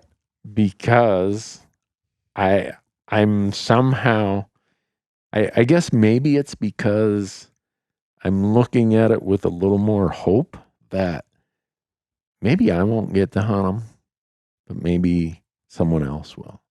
With bison, because of the politics, because of so many other things, I struggle, at least where I live in Montana, to have that hope. And when hope becomes forlorn, you know, a lot of things fall by the wayside. So somehow the sheep advocacy world has solved, or at least found a path forward for that species. Do you think it's partly, though, even though that there's little opportunity for wild sheep hunting, there's fewer opportunity for really wild bison hunting opportunity, Right, and that right. connection for people to know what they're missing. If you don't know what you're missing, you're not going to ever appreciate it. If you don't have a friend that's hunted bison or has had a good hunting experience, or their bison hunting experience was they called up Jimmy and he's got his ranch in South Dakota, and you go over there and it's 500 acres and Boom. pop one. Right. And you went on your bison hunt. Yeah. And is that hurting our efforts at the same time? Out rolls the tractor. Exactly. I think pen shooting of bison hurts the advocacy for wild hunting of bison. And I know all the people now who might be listening who've shot a bison on a domestic facility are going to call me and email me and say, you have no idea, you've never done it. No, you're right, I haven't done it. But I do think that is a different experience. And it almost gives us, we're humans. So we say, how do I accomplish something? And as humans, we're somewhat destination driven and less journey driven. How do I accomplish something without having to wait forever, without having to engage myself in ugly, messy politics? Well, I'll just call Jimmy in South Dakota and I'll come out and I'll tip one over. And like Ryan said, they'll get the New Holland out there. We'll lift him up. They'll drag him down to the rendering plant and I'll maybe shoot pheasants for a couple days. And when I'm done with my pheasants, you know, the old Buffy, he'll be all processed in little packages. I'm ready to go. They got a taxidermist right there. I'll get my big buffalo head on the wall in 6 months. And so I think as hunters, we've commoditized bison hunting as an alternative to the fact that there's so few opportunities to go and do it in the wild. I mean, the most exhilarating wild bison experience I've ever read of is Steve Vernella's story of hunting them in Alaska. I've talked to Steve. I'm like, did you have a death wish or what the hell was wrong with you? That was, yeah. I mean, he was dead in that river, right? He should have been dead. But yeah. The Norman McLean line and river runs through it of we didn't know we owed the world a tragedy or something, whatever that is. There's a line in there like that. That, when I read Steve's book, I'm like, you have no idea. I'm sure he does now. In fact, talking to him now, he just laughs and smiles. When you take him hunting and you guys go on your bear hunts, I'm sure you guys talk about that. You're like, Steve, what the hell were you thinking? But anyone who wants to understand more about bison, I think Steve's book is a great book. It touches on some of the conservation history stuff, but it's more about a hunter's desire to just go and do it on a wild setting. And that's... Well, the unknown. I mean, that's the Garrett folks. Initially, I feel like it's a coming of age thing. Initially it's like, well, am I going to get one? Mm-hmm. Should I take the time off of work? Am I going to get one? Well, having a strong possibility of not getting one is ultimately what makes a great trip. You know? It is. I mean, it really is. No, you're right.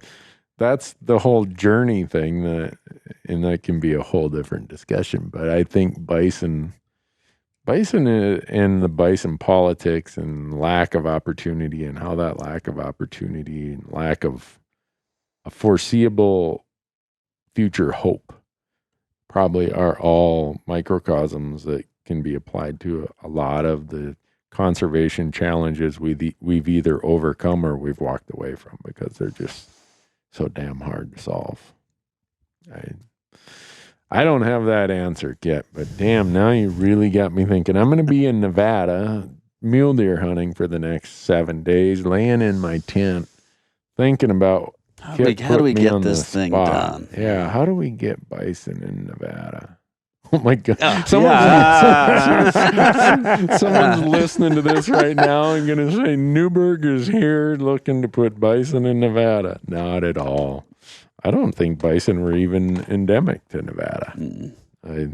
But back to sheep. You guys and the work you've done with all of these different models. There used to be the thought that, hey, everybody, 85% of the people are on board. We're going to do this. We're going to change the land use, and you'll just have to live with it. You guys have come up with a different model to that, kid. You've tried to listen, understand, and say, all right, how do we deal in the same currency, dollars, to make these people feel that it's in their interest? That's a longer term, longer lasting solution. Yeah, I mean, they have a cultural connection to ranching, but they also have an economic connection. They're in it to make money. Right. That's what and if pays they're the losing bills. money, or if they have a risk at losing a piece of their business because wildlife is, I mean, whether it be bighorn conflict that may put their they're grazing allotment at risk, or if they have bears and wolves and they're getting eaten out, then it's in your best interest to find somewhere where that's not going to be happening. Yeah. Well, that's I think those kind of solutions, whether it's that, the APR example, American Prairie Reserve. Again, I'm not saying that those are the solutions going forward, but different solutions are what's going to solve the more complicated problems. Because every problem we have ahead of us is a little bit more complicated than the problems that are behind us that we've solved. It's just a more complicated world. If these were easy, we would have solved them by now. Absolutely. So I tell people, don't expect that it's going to be easy. It's not. And I've been, in fact, the piece I gave, at Wild Sheep that night, I focused on 3 things. Conservation's never easy, never has been, and it's not going to get any easier. It's never comfortable. There's always going to be your brother or your uncle or your coworker or some peer who has a different opinion. And it's going to be uncomfortable to say, well, that's not how I feel. And I'm going to go there and I'm going to advocate for it. And you can be mad at me. Get over it or die mad. But that's what I'm doing because I feel this way about that landscape or that species. And it's never convenient. A lot of the kind of deflection is, well, I'm busy, or I just don't have time, or they don't listen to me, or whatever. There's going to be opportunities that come along to do something powerful and beneficial, but we don't get to pick and choose when that happens or how it happens. Sometimes it's right during steelhead season. And there's going to be times where a threat or an adversary comes along. And usually they're going to pick the least convenient. They're going to pick steelhead season, or for me, they're going to pick antelope season. So I think the path forward needs to have that mindset that it's not going to be easy, it's not going to be comfortable, and it's going to be pretty damn inconvenient at times. So we better accept that. If we really want to hold on to this identity I think we say to ourselves, we are the true conservationists. We started it. We're carriers of the torch. Well, guess what? If you want to keep that, if that's really the identity you're pitching, you better put on your big boy pants here and show up. Otherwise, you're just talking it. You're not walking it. And I say this with a little trepidation, but you got to be prepared to be a pain in the ass too. Yeah. But please be a well thought out, well spoken pain in the ass. Yeah. But I think it also is that though, is there are numerous dozens, if not hundreds, of groups that are out there for sort of, I think, for people to get involved with. And that can be their opportunity to either engage through an organization, or as I think even more powerful is having that independent voice and saying, this is really important to me. Yeah. Let's make some changes and do it. Because there aren't that many people that are just doing that, picking up the phone and making the phone call. There aren't. You talk to a politician and saying, God, we're only hearing from the other side. We hadn't heard anything like this from you. Yeah. When I was in Portland, I did a pint night for backcountry hunters and anglers. Leupold put on a big pint night there. And I don't know if it was just really good beer. They had a great venue of great beer, and that's why so many people showed up. But a lot of people showed up. Nice. And one guy asked a question that I thought was really relevant. He said, I've got 15 minutes a week in my schedule. I got kids, I got jobs. Tell me the best way I can invest that 15 minutes every week. What can I do? And I had to think about it for a second, but I kind of peeled away the layers of what not to do. Don't go out on Facebook and rant and rave and bitch and moan and think that's going to make any difference. I've never talked to a congressional staffer or anyone in Congress yet who spends time surfing Facebook. They don't have the time, and they view it as, well, these are kind of, if someone's mad about it out there, they're a little bit. You have official channels. Right. So I'd be interested if you guys have different answers to what I told the person. I said, first of all, invest some of that 15 minutes in being informed. And making sure your circle around you is informed. That is where everything starts with. You can't go into these discussions half-cocked. You need to know your stuff. And then pick up the phone. Send a personal email. If you know somebody who knows that staffer or that senator or that congressperson or your county commissioner or your state legislator, your governor, whoever it is, build some connections there and have a personal discussion, whether it is by letter, whether it is by phone, whether it is by email.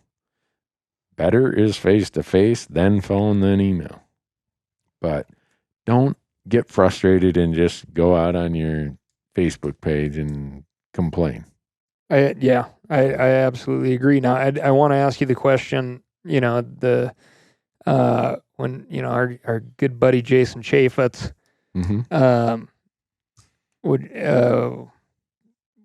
came out and he got lambasted via social media. I do feel like that got his attention. Right. And so when is that appropriate from your perspective? I think it's appropriate to channel that in a way to raise awareness. But if you go back to a lot of those Facebook posts about House Bill 621 and 622 that he had, a lot of those contained links of how to get a hold of him at his office. So he wasn't getting inundated from Facebook that he knew of until his office got inundated with emails and phone calls. And they're like, where's all this coming from? They followed the rabbit trails. They're like, holy cow, there's a lot of people out there not very happy. Same thing with Rob Bishop. I post Rob Bishop, chairman of the House Natural Resources Committee. I post his office phone number whenever I post something about him. And people will say, his mailbox is full. He's not taking calls today. Well, mission accomplished. Not saying you can necessarily turn everybody, but I think it's important to let people know here, if I may interject, that this is not you're not going to have a highly engaged phone call here. No. You're going to talk to a staffer more than likely who says, okay, thank you. Thanks for your note. Right. I'll make sure whomever hears about it. Yeah. But so don't be intimidated. Pick up the phone. Right. Yeah. Pick up the They're phone. Probably younger than you are. Yeah, they are. And here's the funny part, you get to senior staffers and they may not even be from your state. Mm-mm. So let's say your senator gets put on the whatever committee, the House Ag Committee. Well, there might have been a retiring staffer or a retiring senator who was the former chairman of that committee.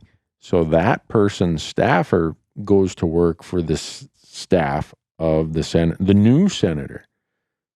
So if you look at, we have a Montana senator who one of their natural resource people is not from Montana.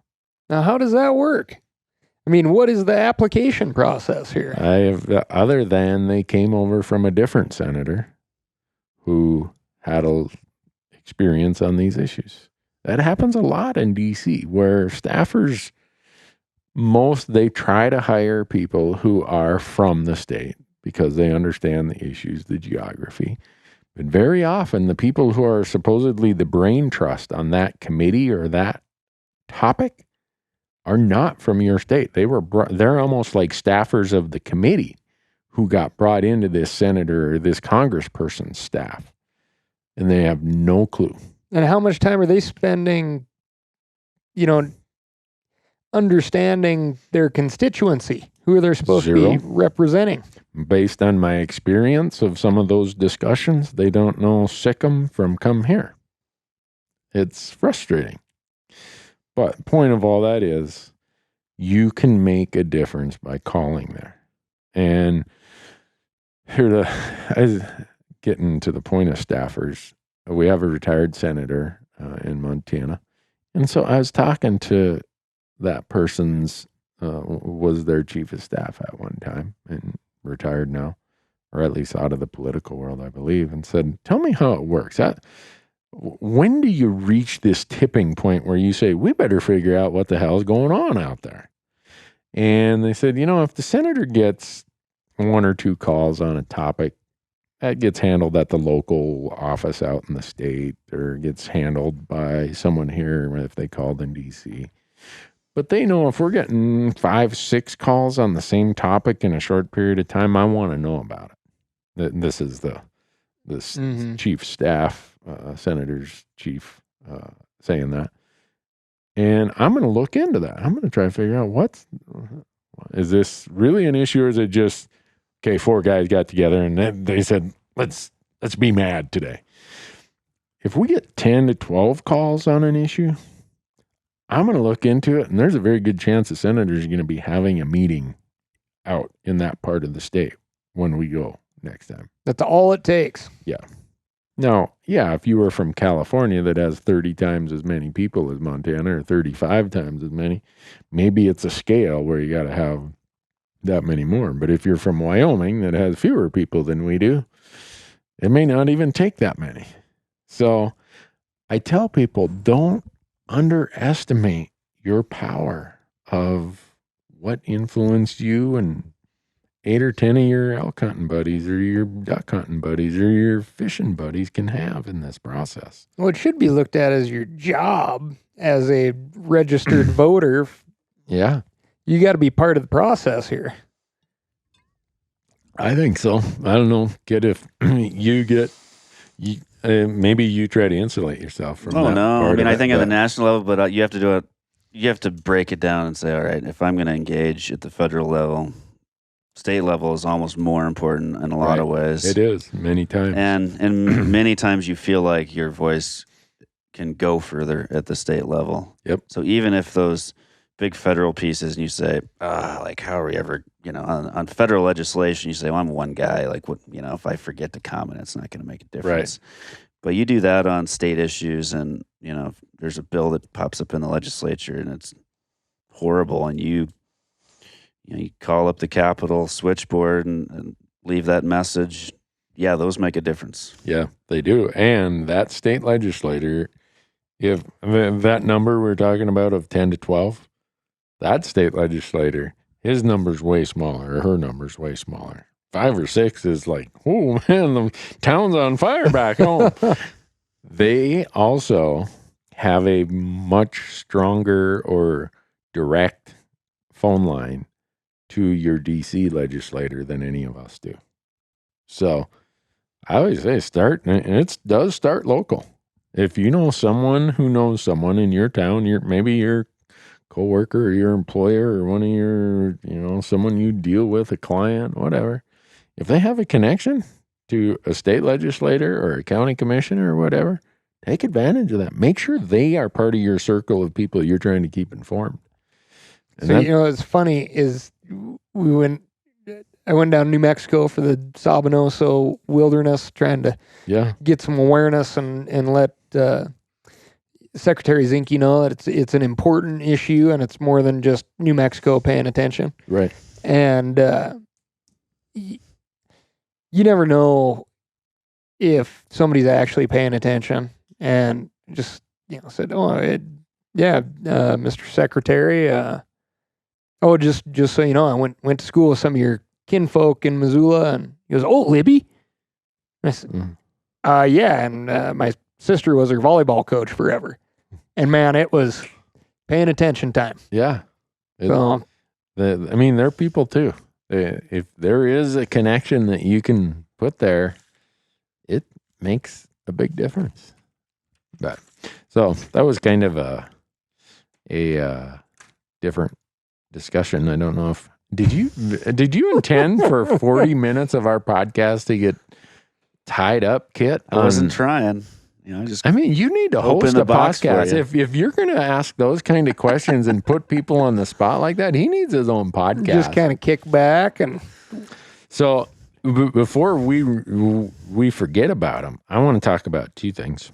And that's kind of how, Ryan, I think is how you called me and said, "Hey, I'm blowing through town. Kit and I want to talk to you about sage grouse and sportsmen for responsible energy development." Yes. Are they hand in hand, or do you want to talk about them separately? I think they go hand in hand. I mean, the gist of it is Sportsmen for Responsible Energy Development is a coalition of sportsmen's organizations, Trout Unlimited, Theodore Roosevelt Conservation Partnership, National Wildlife Federation. This coalition developed over a decade ago to address these issues related to oil and gas development on our public lands. Right. And how do we balance oil and gas development, knowing that it is a necessary evil in some ways, and we got to have energy. Let's figure out how to do it in places that make most sense for wildlife and for hunters. Yeah. And that's really been the intersection, and then sage grouse pops up as, all right, here's a bit of the canary in the coal mine of what's happening in the sagebrush ecosystem, affecting big game populations, everything else. How can we as a collective voice of sportsmen be stronger by joining forces and providing recommendations to industry, to Congress, saying this is how we should develop our public lands. Here's a roadmap that we can give that provides something better than maybe you would do otherwise. Yeah. Well, I think we got an awful lot of carnage in the ditch that shows how not to do it. And for me, I'm sitting here looking at in this room we're sitting in. How many things here? The air conditioner kicked on a little bit ago. That requires some energy. The lights are on. That requires some energy. A lot of this stuff here is made out of byproducts of the petroleum industry. I don't want to be one of those guys who is, not in my backyard. I don't want to pretend like, oh, I don't use that stuff. I use it. How do we do it in a way that balances all the other priorities I have in my life? There's a need. It's not going away. It's not going away. I think, there's no crystal clear answer from my perspective, and obviously jump in, Kit, but, I think there's some good examples out there right now of kind of moving in the right direction where there is a balance. And it's been done and will hopefully continue to be done through a lot of careful research.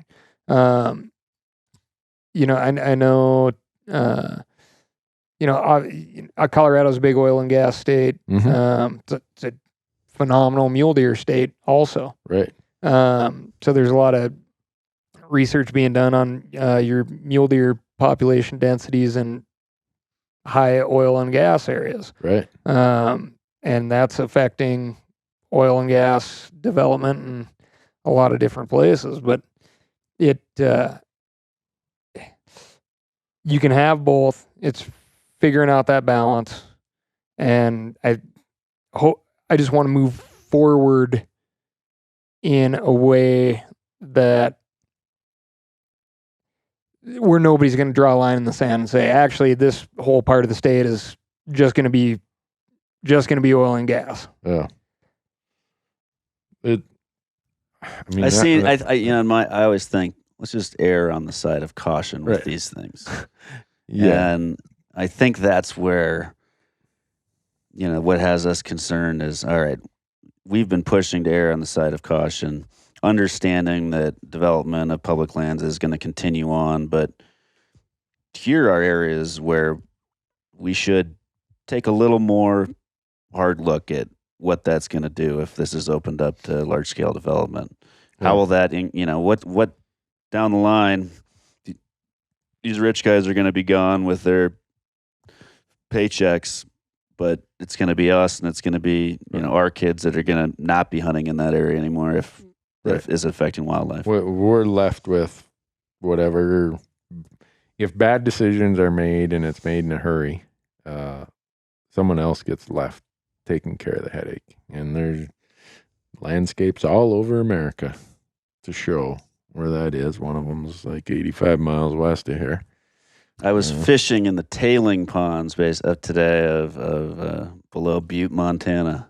Yeah. Largest Superfund site in the lower 48, right? Yeah. Or wasn't it? Yeah. Yeah. Yeah. And that's an example of how it, when the economics overrule the common sense. I mean, people have no idea how many, 100 miles of river that killed. If you're driving through it today and you haven't seen it before, you have no idea. Because even back in high school, I mean, it was almost a barren plain at that point. Yeah. Yeah. And I remember 15 years ago, you shoot a duck in the Upper Clark Fork. You were kind of looking at the other guy like, we gonna eat this or what? No, that's exactly right. So there's plenty of that. And the whole sage grouse thing to me is an interesting discussion, because sage grouse, and I admire some of the leadership that some of the governors put forth on sage grouse. I think you got to kind of measure what they did against what the political climate is in their states. But I think Governor Meade in Wyoming did a good job of pushing forward on sage grouse. His leadership made it easy for others to fall in and do some of the same stuff. But it's a state-based solution as much as it is anything. And now we have the Utah delegation who said, I'm not going to play. We're not going to play. They fund a ton of money to this outfit, Big Game Forever. And in D.C., who's back there complaining about the sage grouse thing in the supposed hunting world? Big Game Forever. They're the only group who is mad about the sage grouse solution that the states came up with. Well, that wasn't local solutions. Really? What's more local than having your state agencies lead the conservation strategy and the U.S. Fish and Wildlife Service stand back and say, yeah, you guys can handle that? That one pisses me off to no end. And because the state agency is mandated to provide opportunity for all the animals that it manages. Yep. You tell me how it benefits them to come up with a management plan that doesn't provide opportunity. It doesn't. And that's why they did somewhere at the U.S. Fish and Wildlife Service, back under the prior administration, looked at that and said, we think the states have a workable solution here for sage grouse. So what was it, 2015, we dodged the bullet in September, October of almost 2 years ago now, that they ended up, U.S. Fish and Wildlife Service said, no, we're not going to list them as an endangered species. You states go forward with your plans. And they've been working hard at that. It's collaborative of the state, a lot of private landowners, a lot of private public grazers. Everybody's been making some sacrifice. And I think, again, back to your earlier, Kit, saying I think you guys are onto some things about new ideas going forward for conservation. I think the sage grouse solution is a little bit of a new idea of letting the states take the lead. But we have one state who, since that whole idea started, said, I'm not going to play. We're not going to play. We'll raise them like chickens and let them out on the landscape. That's how we do it in Utah, was kind of their mindset. And so now, with the new administration, they bend over backwards, doing anything they can to make the Utah delegation happy. And so they're putting out, and last I understood, was they're going to review the sage grouse conservation strategy. Am I understanding that right, Kit? They're reviewing the strategy and all right, so we've done this work now for, sage grouse conservation. You go look back. People have been working on this, since the early 2000s, if not longer, knowing sage grouse have been in decline. This is going to be a big battle, and people have been building up for it. This wasn't something that was thought of overnight. How are we going to fix this sage grouse problem? This has been going for 20 years, and phenomenal amount of research and millions, if not billions of dollars have been poured into, research around the birds and the states, to be able to manage the birds and get everything lined up now to the point where it's looking good. State management, their plans have been approved, by the Fish and Wildlife Service. And then you have a new administration come up and want to shake it up because one state's kind of upset about where it's going to lead for them. Right. Are they at a greater risk, basically? Everybody's worried about a listing decision at some point. Right. Down the road, is Utah going to be at a greater risk for a listing because they don't have a plan? Yeah. Probably. Probably. But that's their own decision. They said, we don't want to play. And I feel like right now, we don't want to play and everybody else is wrong. Exactly. Yeah. And the way that it's happening in D.C., it's almost saying, all you other Western states, you guys, you all collaborated. What a bunch of knuckleheads. We're going to make you all the colony of the great kingdom of Utah. I feel like all of our work and so someone listening is probably saying, well, why would I care about this big bird that lives out in the sage that I may never want to hunt or may never hunt? Well, because we're also talking about mule deer. We're talking about small game species like rabbits and other stuff. We're talking about pronghorn. We're talking about the whole sage communities of the Intermountain West, the Great Basin. Small mammals, bug life, everything. Everything. Oddly enough, this bird happens to like exactly what your common hunter likes. Right. Quiet, a little bit of distance from roads. It's not totally opposed to roads, but it likes to be away from them too. Likes productive habitats, likes all of these varying levels of plant age communities, some for breeding, some for feeding, some for shelter. The same thing that pronghorn and mule deer need. So if it's just their own selfish desire to hunt pronghorn and mule deer, you should be interested in sage grouse. Yes. So if you want good hunting opportunity, if you want, grazing isn't necessarily bad, when done correctly, grazing is a benefit. We got to remember there were, go back to our bison friends out there earlier, right? These landscapes evolved with some of that grazing. But the point of it is that for Utah to say that, there was no local input, and that is the kind of the flag they're flying. That's the rhetoric, man. Yeah. Of why this whole sage grouse strategy needs to be put on hold and revisited. Bullshit. There was more local input on sage grouse than just about anything I can remember in a long, long time.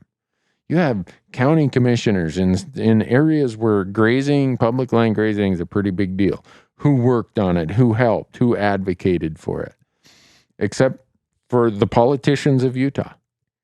Well, it is a bad thing for an animal to be on the endangered species list. It is a bad thing. It helps nobody. It doesn't. So you see some people coming together and going, hey, this is bad for everybody. Yeah. I don't know. Maybe I'm too harsh. I'm trying not to be too harsh because I know so many great people in Utah.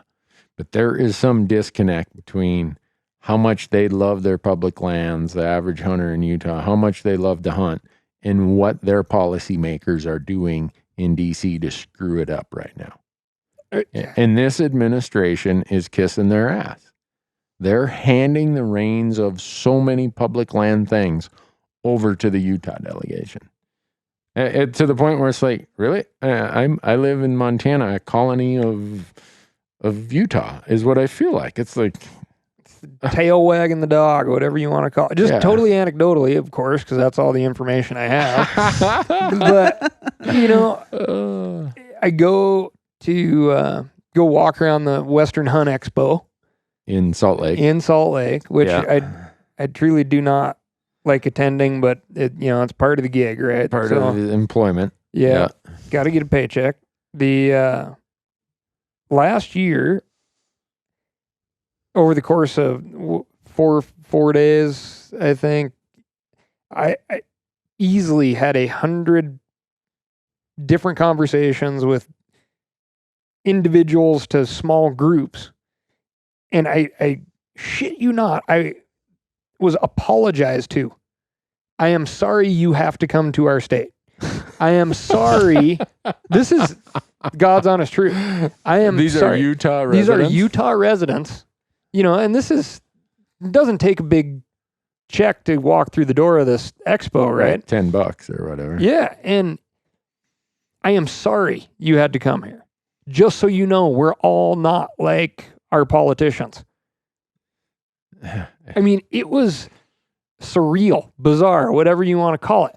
But it led me to believe absolutely that these people are not representing their constituents. I firmly believe that. I see the actions they take, and I know so many good Utah people. It's like, how can this be? Where do they invent these kind of people? Yeah, I don't know. And it's driving Utah hunters to other states because the average dude is the average hunter, whether it be a male or a female. A dude or a dudette. Dude or dudette. They're starting to look, having to do some serious math in between hunts. Yeah, it's because the opportunity is going away. If you draw an elk tag, you got to wait 7 years, 10 years. Draw a deer tag, you got to wait 5 years or something like that. It's crazy. But I know a lot of people are like, Newberg, you hammer that Utah delegation pretty hard. Well, there's a reason. With all the support we have on our platforms have risen to some level of voice in Western hunting politics. And I'm one of the few people who is like, you know what? Yeah, this is risky turf to operate in, but I don't give a shit. I'll take my shots. I'll make my mistakes and step on a few landmines, but I'm going to navigate this political landmine. And because of that, I get engaged, involved, asked to be part of some larger national conversations. And so I get to see how the Utah model of wildlife capitalism, instead of, we call it in most places. Pay to play? Yeah, most places we call it the model of wildlife conservation. In Utah, I'm going to call it the Utah model of wildlife capitalism. And how that affects other states, surrounding states. For those of you listening, Utah has this franchise model where they give their hometown team mostly tons and tons of tags to raffle off at that expo you talked about, Ryan. And there's 200 tags, $5 a piece. And those folks those two organizations get that money with no strings attached. All those raffle ticket sales they get. And then they get tons and tons of auction tags. I mean, ridiculous number of auction tags. And they get to keep. But surely they're doing something good with all that money.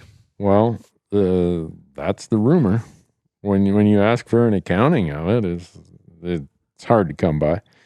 But that is what funds the meddling out of state, the sticking their nose in other places.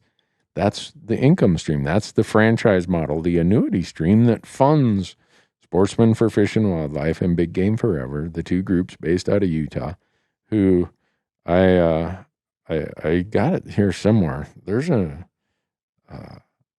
press release that was put out by the NRA in the whole wolf battle back in DC when Sportsmen for Wildlife and Big Game Forever lied about, we're trying to kill the wolf delisting in Montana and Idaho, and they hoped no one would find out. Well, the NRA found out.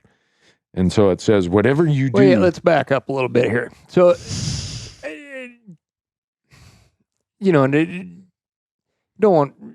you're always careful not to burn any bridges, or I'm careful not to, but I seem to do that occasionally. One of the gripes I have, I'm like, listen, I just want to counsel you, like, if you're if you call yourself a conservation group, you can't be against or for the eradication of a species. Right.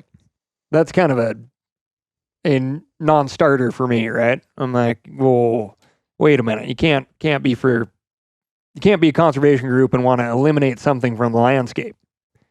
And so I don't like to see this aggressive advertising towards species. Right. I'm there with you.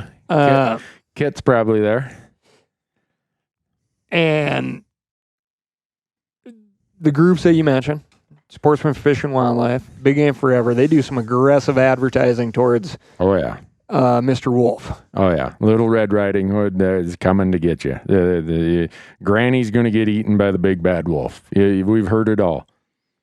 I mean. And so you're saying that they were against? They were against Montana and Idaho getting management authority in what was called the Simpson-Tester Rider, which was a bill where Mike Simpson, Republican congressman from Idaho, introduced the bill, and then it was signed on to by a Democrat, Senator John Tester from Montana.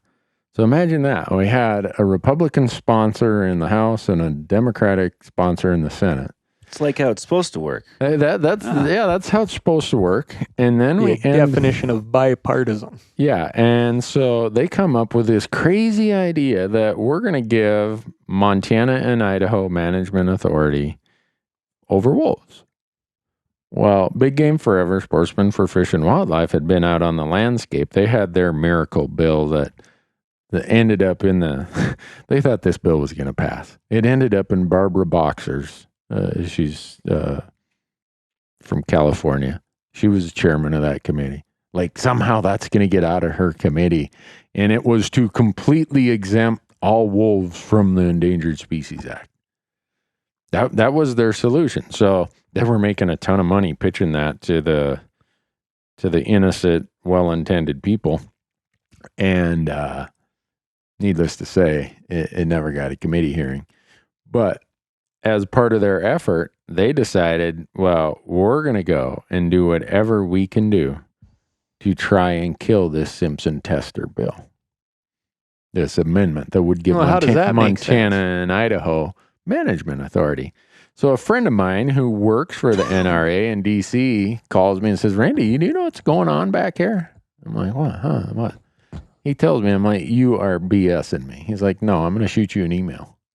He shoots me an email, copy of it, where those two groups had told everyone in Congress that Oh, Boone and Crockett, SCI, NRA, Congressional Sportsmen, they're on our side. They think Simpson-Tester amendment to give Montana and Idaho the management authority over wolves, well, they agree with us that's a bad idea. Well, that might work in Salt Lake City in the Utah legislature. But guess what, folks? This is DC. This isn't like the junior. That was like the B team on the junior high middle school football team. And they want to step into the NFL. They got completely throttled. And I'm on my website, my Hunt Talk forum here, looking for the release, because we keep it posted out there just because we want to make sure that nobody ever forgets who did this and what the deal was. And so this guy I know says, wait till you see the press release tomorrow. And so the NRA came out with a press release that absolutely, completely obliterated Sportsmen for Fish and Wildlife and Big Game Forever. It said, whatever you do, verify and re-verify anything they say. They are not to be trusted, blah, blah, blah, blah, blah. That was from the NRA. And so now it is that Utah influence that I've always been. Yeah, but how do those organizations survive after that? And how could something be called Big Game Forever and be bad? A nickname, I call it Big Game for Us.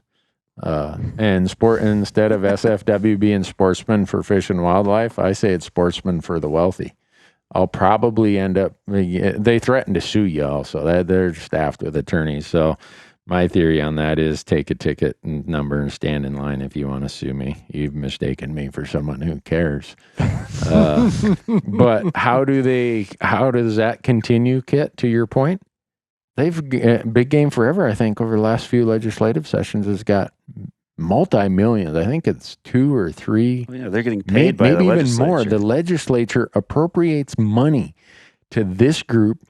And some of the legislatures are like, hey, can we get an accounting of what's happened with this money? Well, they get some something PowerPoint presentation that they had the 6th grader down at the high school, the junior high, middle school do for them or something. And it's just crazy to see how that continues to be funded in a way that affects every Western state and now is affecting Western politics. No other state has said, we're going to appropriate money out of our state general fund for this specific lobbying group to go and lobby against sage grouse, against certain things on wolves, against certain things across the board. And the first people it affects are the people in the state. Oh, yeah. They're the ones writing the check for it. It's, so here, I'm going to read this. It's downloading. I'm sorry, folks, that this has taken a while. So this is a press release that came from the National Rifle Association, Safari Club International, Congressional Sportsman Foundation. The heading says, NRA, SCI, and CSF, the initials of all those groups, disavow misleading press release.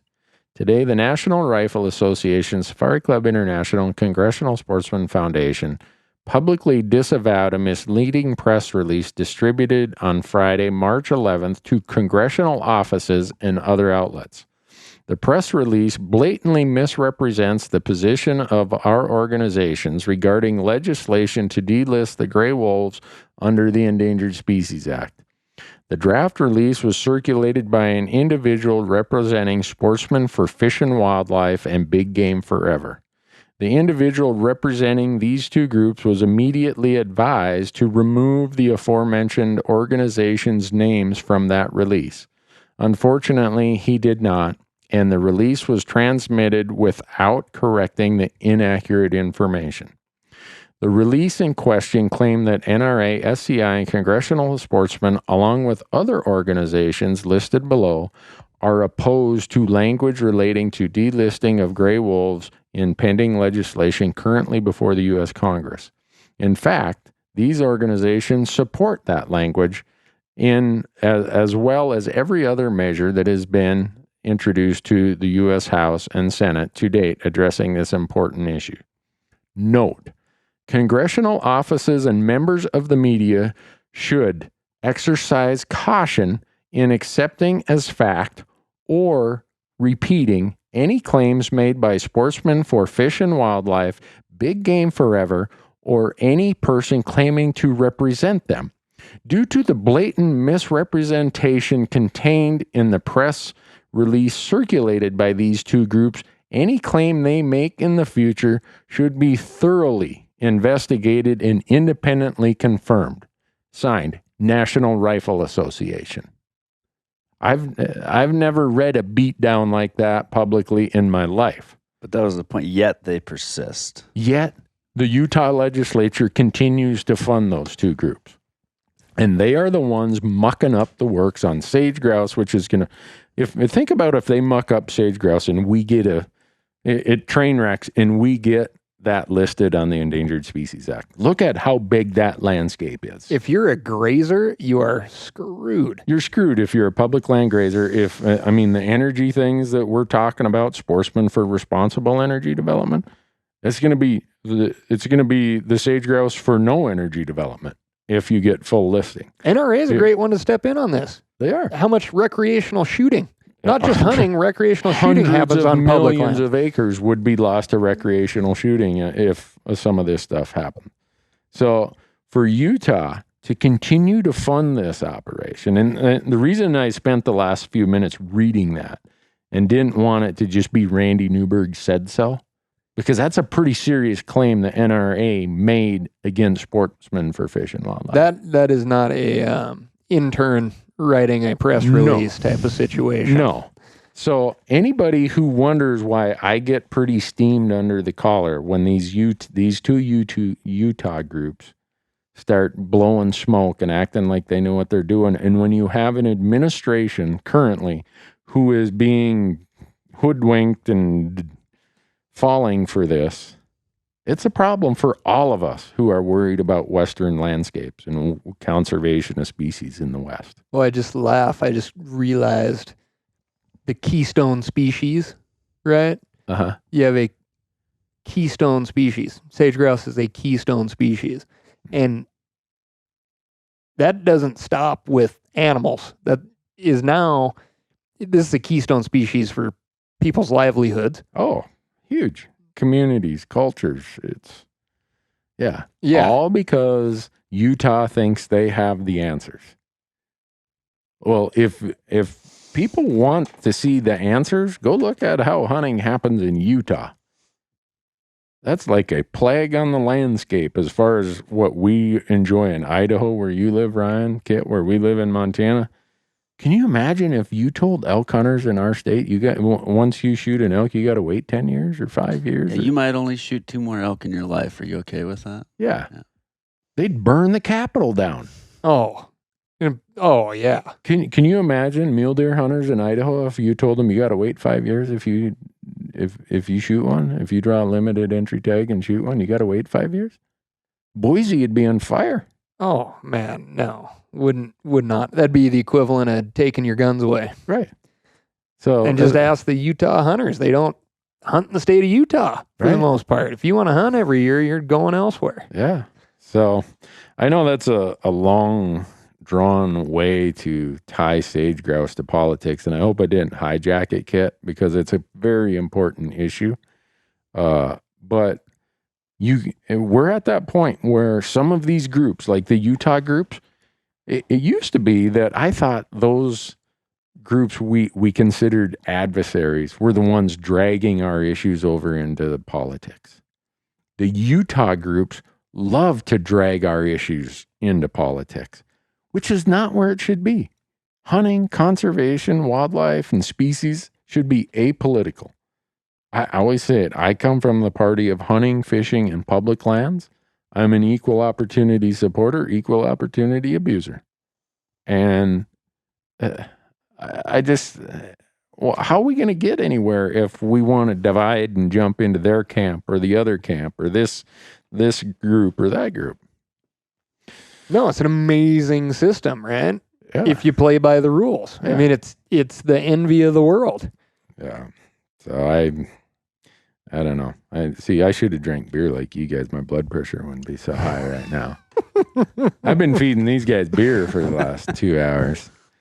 What do we got left to cover, man? You realize how long we've talked, Ryan? All because you said, Randy, when I'm coming through town, Kit and I want to talk about sage grouse. Where are we at? We're at 2 hours and 25 minutes. Dang. Yeah. And I'm afraid I've been talking for like 2 hours and 23 minutes of it. You think It's the power of not having a cell phone ringing all the time. I love it. I know. It's an actual I saw conversation. You turned yours off. Yeah. Well, then I was like, oh, I should probably document this somehow, some way. Really? Yeah. Oh, that's what you're taking our pictures? Yeah. I thought he was posting things on the internet. I thought he was too. No. I thought he was Checking one his- of those do as I say, not as I do kind of guys too. Nope. Huh. Got to be able to, I get a lot of questions brought up as to my general whereabouts and movements. I need some documentation as to, oh, I was actually in Bozeman. Who's asking those questions? There's a long list. Really? Yes. Sometimes to my benefit, though. I got a lot Are of... you married? No. No? Far from it. I think Really? there's a lot of steps in between where I am right now and being married. Really? Yes. Huh. Kid, are you married? No, No? many steps. Oh. So maybe that's who's asking where the whereabouts of Ryan Callaghan. Maybe it's women wanting to know where you're at. Oh, boy. I'm easy to find if that's the case. Well, before we wrap up, this is a perfect example. I was reading this the other day.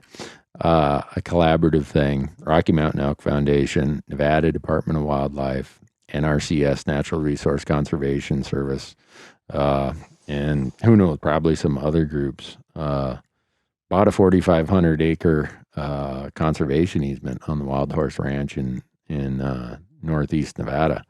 And in addition to conserving that whole landscape for sage grouse, for deer, for everything, part of what comes with it is access to 19,000 acres of adjacent public land that otherwise was extremely difficult to access. And so it's all these things where I look at, we've got a lot of models figured out. We just can't let some groups wreck the train. We got to work together better on them too. Yeah. And I agree. The We have hunting... a lot of groups working on different pieces, and rarely are they talking together Yeah. at the same time. Fighting No, over a it's no headline fun. instead of a end result, I think, is the culprit. Yeah, that does nobody any good in the long run. I mean, I think about my parents' and grandparents' generation. They were generalists. They were just hunters. Like, I sit on the board of the Elk Foundation. We represent some pretty fanatic elk hunters. There will be the fanatic waterfowl hunter. So I almost wish there's times we'd get back to being generalists. No, I'm just a hunter. Whatever. What season's open today? Works for me, kind of thing. But I don't know. Maybe if we didn't have, you got to look at, well, what benefits came from this species-specific approach. But I think to your point, though, Kit, it doesn't have to just be blinders with sideboards. Mhm. There's so many places where there is overlap. How do you make that work? And then opportunity, I think where the blinders part comes in, if you get super focused on one thing, and I've chatted with some folks at some banquet tables that are so species specific that they truly do not care. It's weird and Really? bizarre to me, but they do not care about anything else. They have their iconic species of note, and they've lost the ability to see the bigger picture. Really? And from a sportsman hunting, fishing perspective, and having a job, drawing a paycheck from this industry, this outdoor industry, we're dwindling. We have more hunters passing away than hunters joining the sport, and we're carrying we're shouldering a big load for everybody who likes being out there, and access and quality opportunity are the main main things for recruitment for any outdoor activity. Yeah. You know, it doesn't matter if you're a rock climber, you need a place to go, and it's got to be halfway decent. Yeah. Yeah. Yeah. I see there's a rock climbing place 2 miles and 3 miles north of here. They must just practice that. I couldn't practice my hunting in a building with a fake wall. No. But does that work for them? It must, I guess. It's different. Yeah. It's still different. It's not the same thing, but I think you're developing some of those muscles. Okay. Yeah. So it's kind of like working out. Yeah, Hiking. you're not pumping weights to get in shape for the season? Kid, do I look like someone who works out, man? I'm on a low protein diet. I save my protein allowance for ice cream. Yep. I think we can look around the room here and say none of us are weightlifters any type. I am not going to waste my time. I know. I was that. just gifted with this body. Really? You know, it's wow. I didn't ask for it, but really, yeah, chiseled abs, one of those self-oiling. Yeah. Holy cow! So now all the women are going to see, where is this Callaghan guy? I want to see that dude, man. Full head of luscious hair. Yeah, and the mustache is just. You ever do is that a Missoula thing? That mustache there, kid? I think that it probably now it worked just fine. Yeah, but they usually don't let those kind of people near schools. Yeah. I didn't know you guys were high school classmates. I had no idea. Yep. Yeah. Huh. Well, I'm never going to have any of my high school classmates on the podcast because that'll be the last podcast when the word gets out about who I really was. And the last podcast, we wrapped it up with me trying to explain to the audience why I don't hunt in Mexico because I had to escape from a Mexican prison. So that's usually enough to get people to say, you know what, Randy, we don't need any more. So, but I have a suspicion that sooner or later that full story will make a podcast or a TV episode or something. Well, it's a heck of a cliffhanger right here. I don't want you to repeat yourself, but we're going to have to hear that one. Yeah. There's a reason I said this on the last podcast and I swear by it. If you gave me that whatever island desert bighorn sheep hunt that they sells for like $100,000 down in Mexico, if you told me I won that, I wouldn't take it. I'd sell it. And if you told me I couldn't sell it, I'd say you can keep it.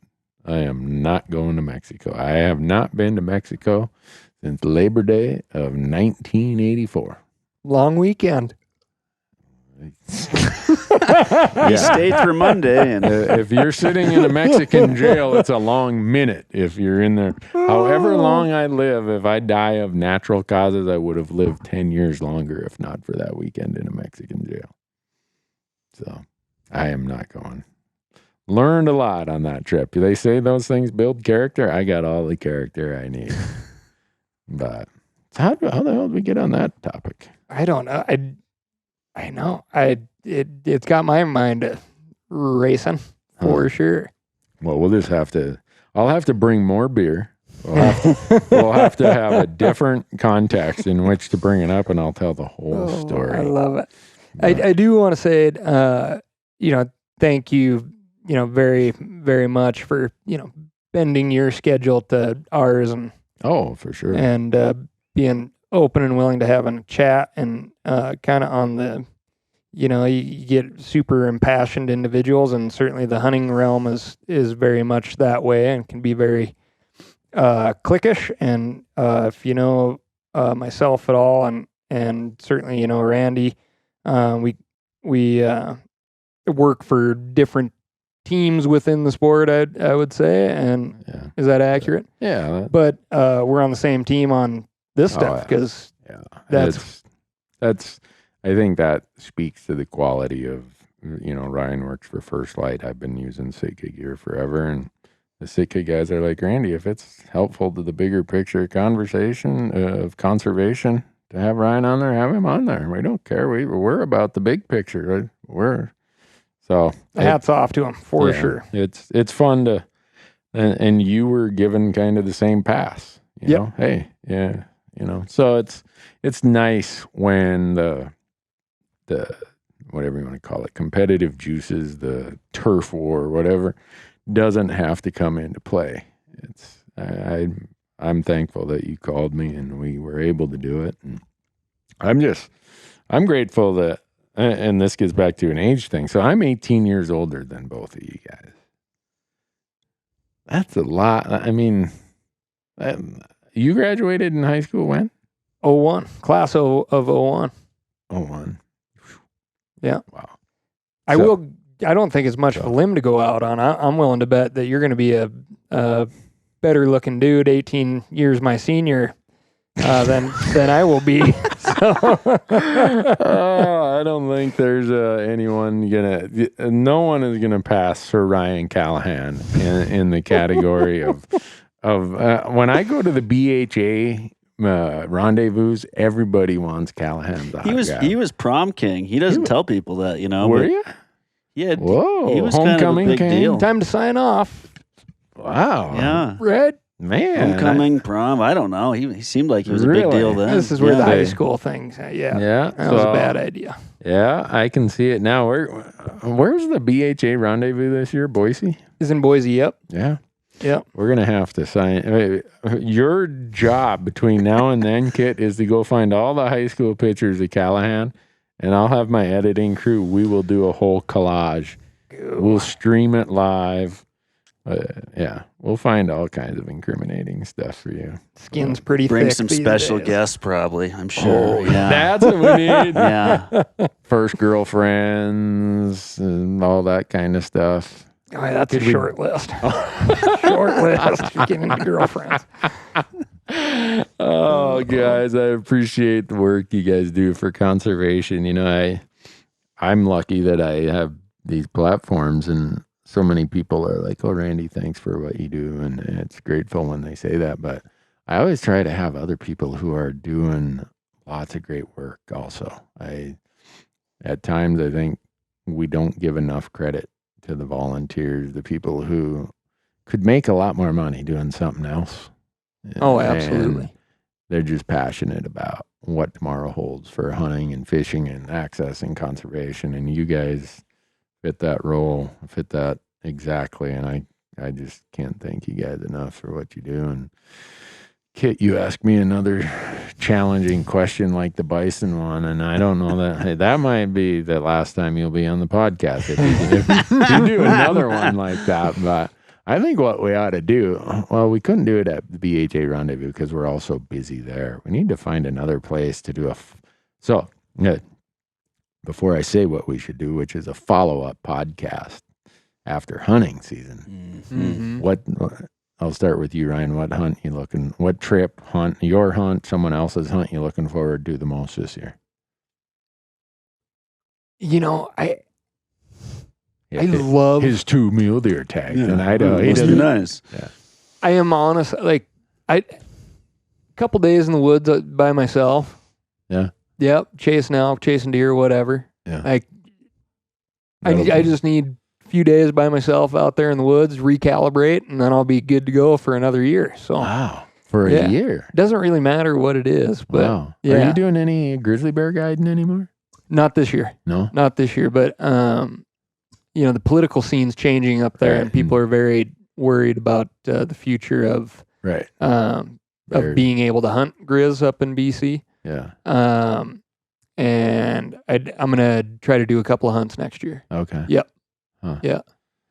Well, that's not a very specific answer about what he had in mind. So I'm going to ask you, Kit, what is... I got 2 pronghorn tags. Ooh. Down in southwest Montana.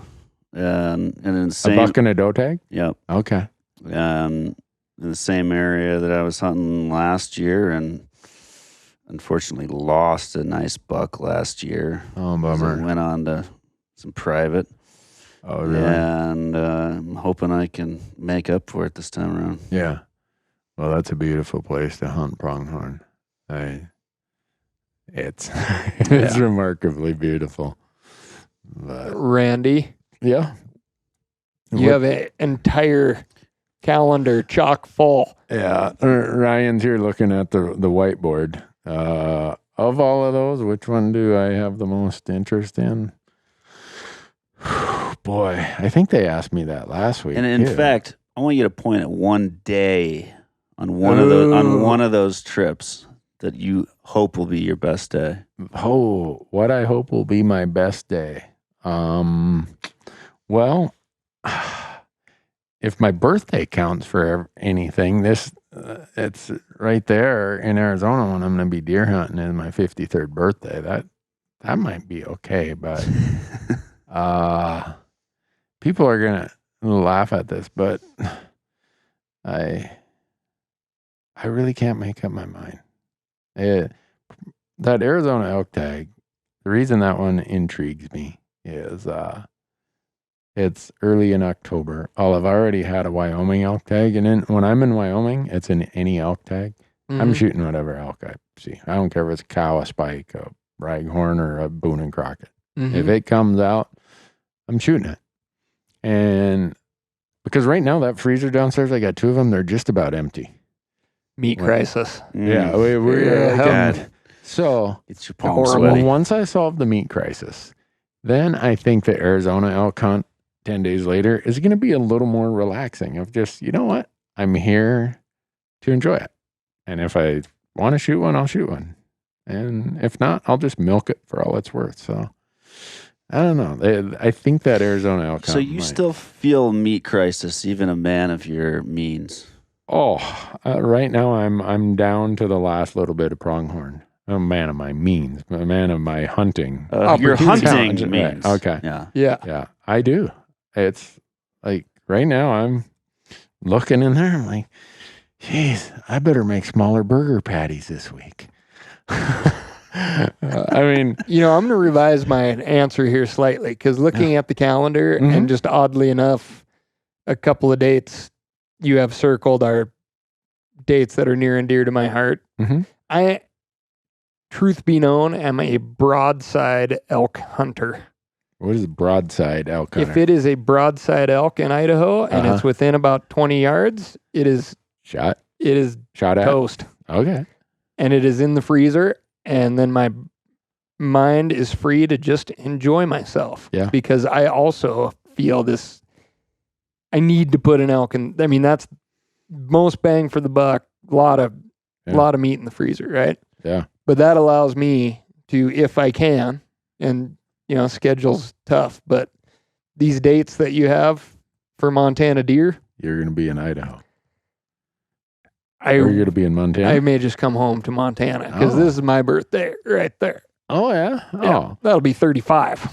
Oh boy, you're getting so old. You want me 53 and 35. You'll be getting an AARP card here pretty soon, but cheaper meals, Denny's. Yeah. They guess our discount our tags soon, hopefully. Yeah, there you go. Hey, I like this guy. He always finds the silver lining in everything.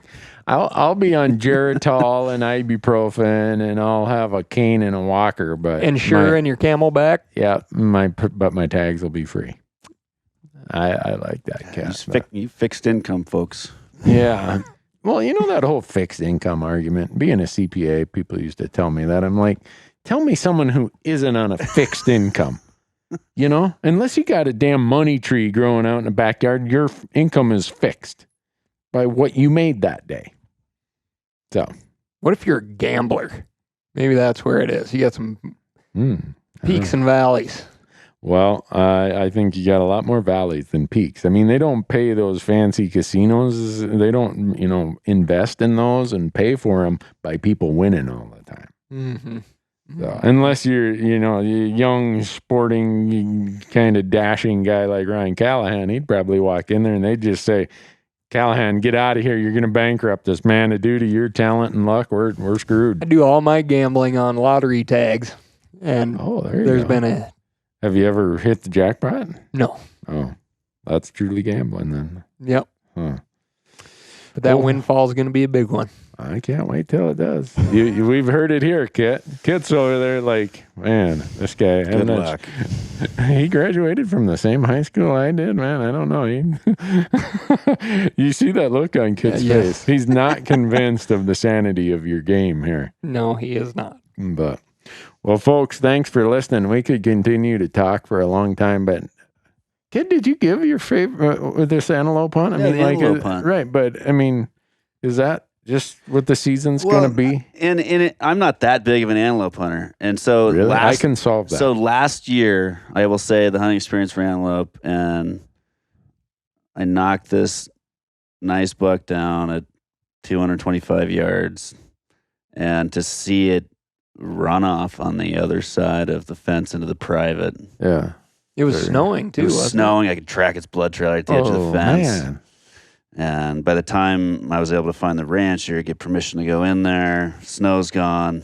Couldn't track him anymore. Walked around for a few hours and lost him. Huh. So I'm more like, all right, I want to make sure I do this one right. And it's the first animal I'd ever lost. Yeah. Huh. So I feel like I have a... No, it's painful experience when it happens. I remember I lost a bear. It was the first one I lost on TV. I told the whole story. That was last year before? Relatively. That was about 3. I think it aired actually 4 years ago. Oh, okay. Yeah.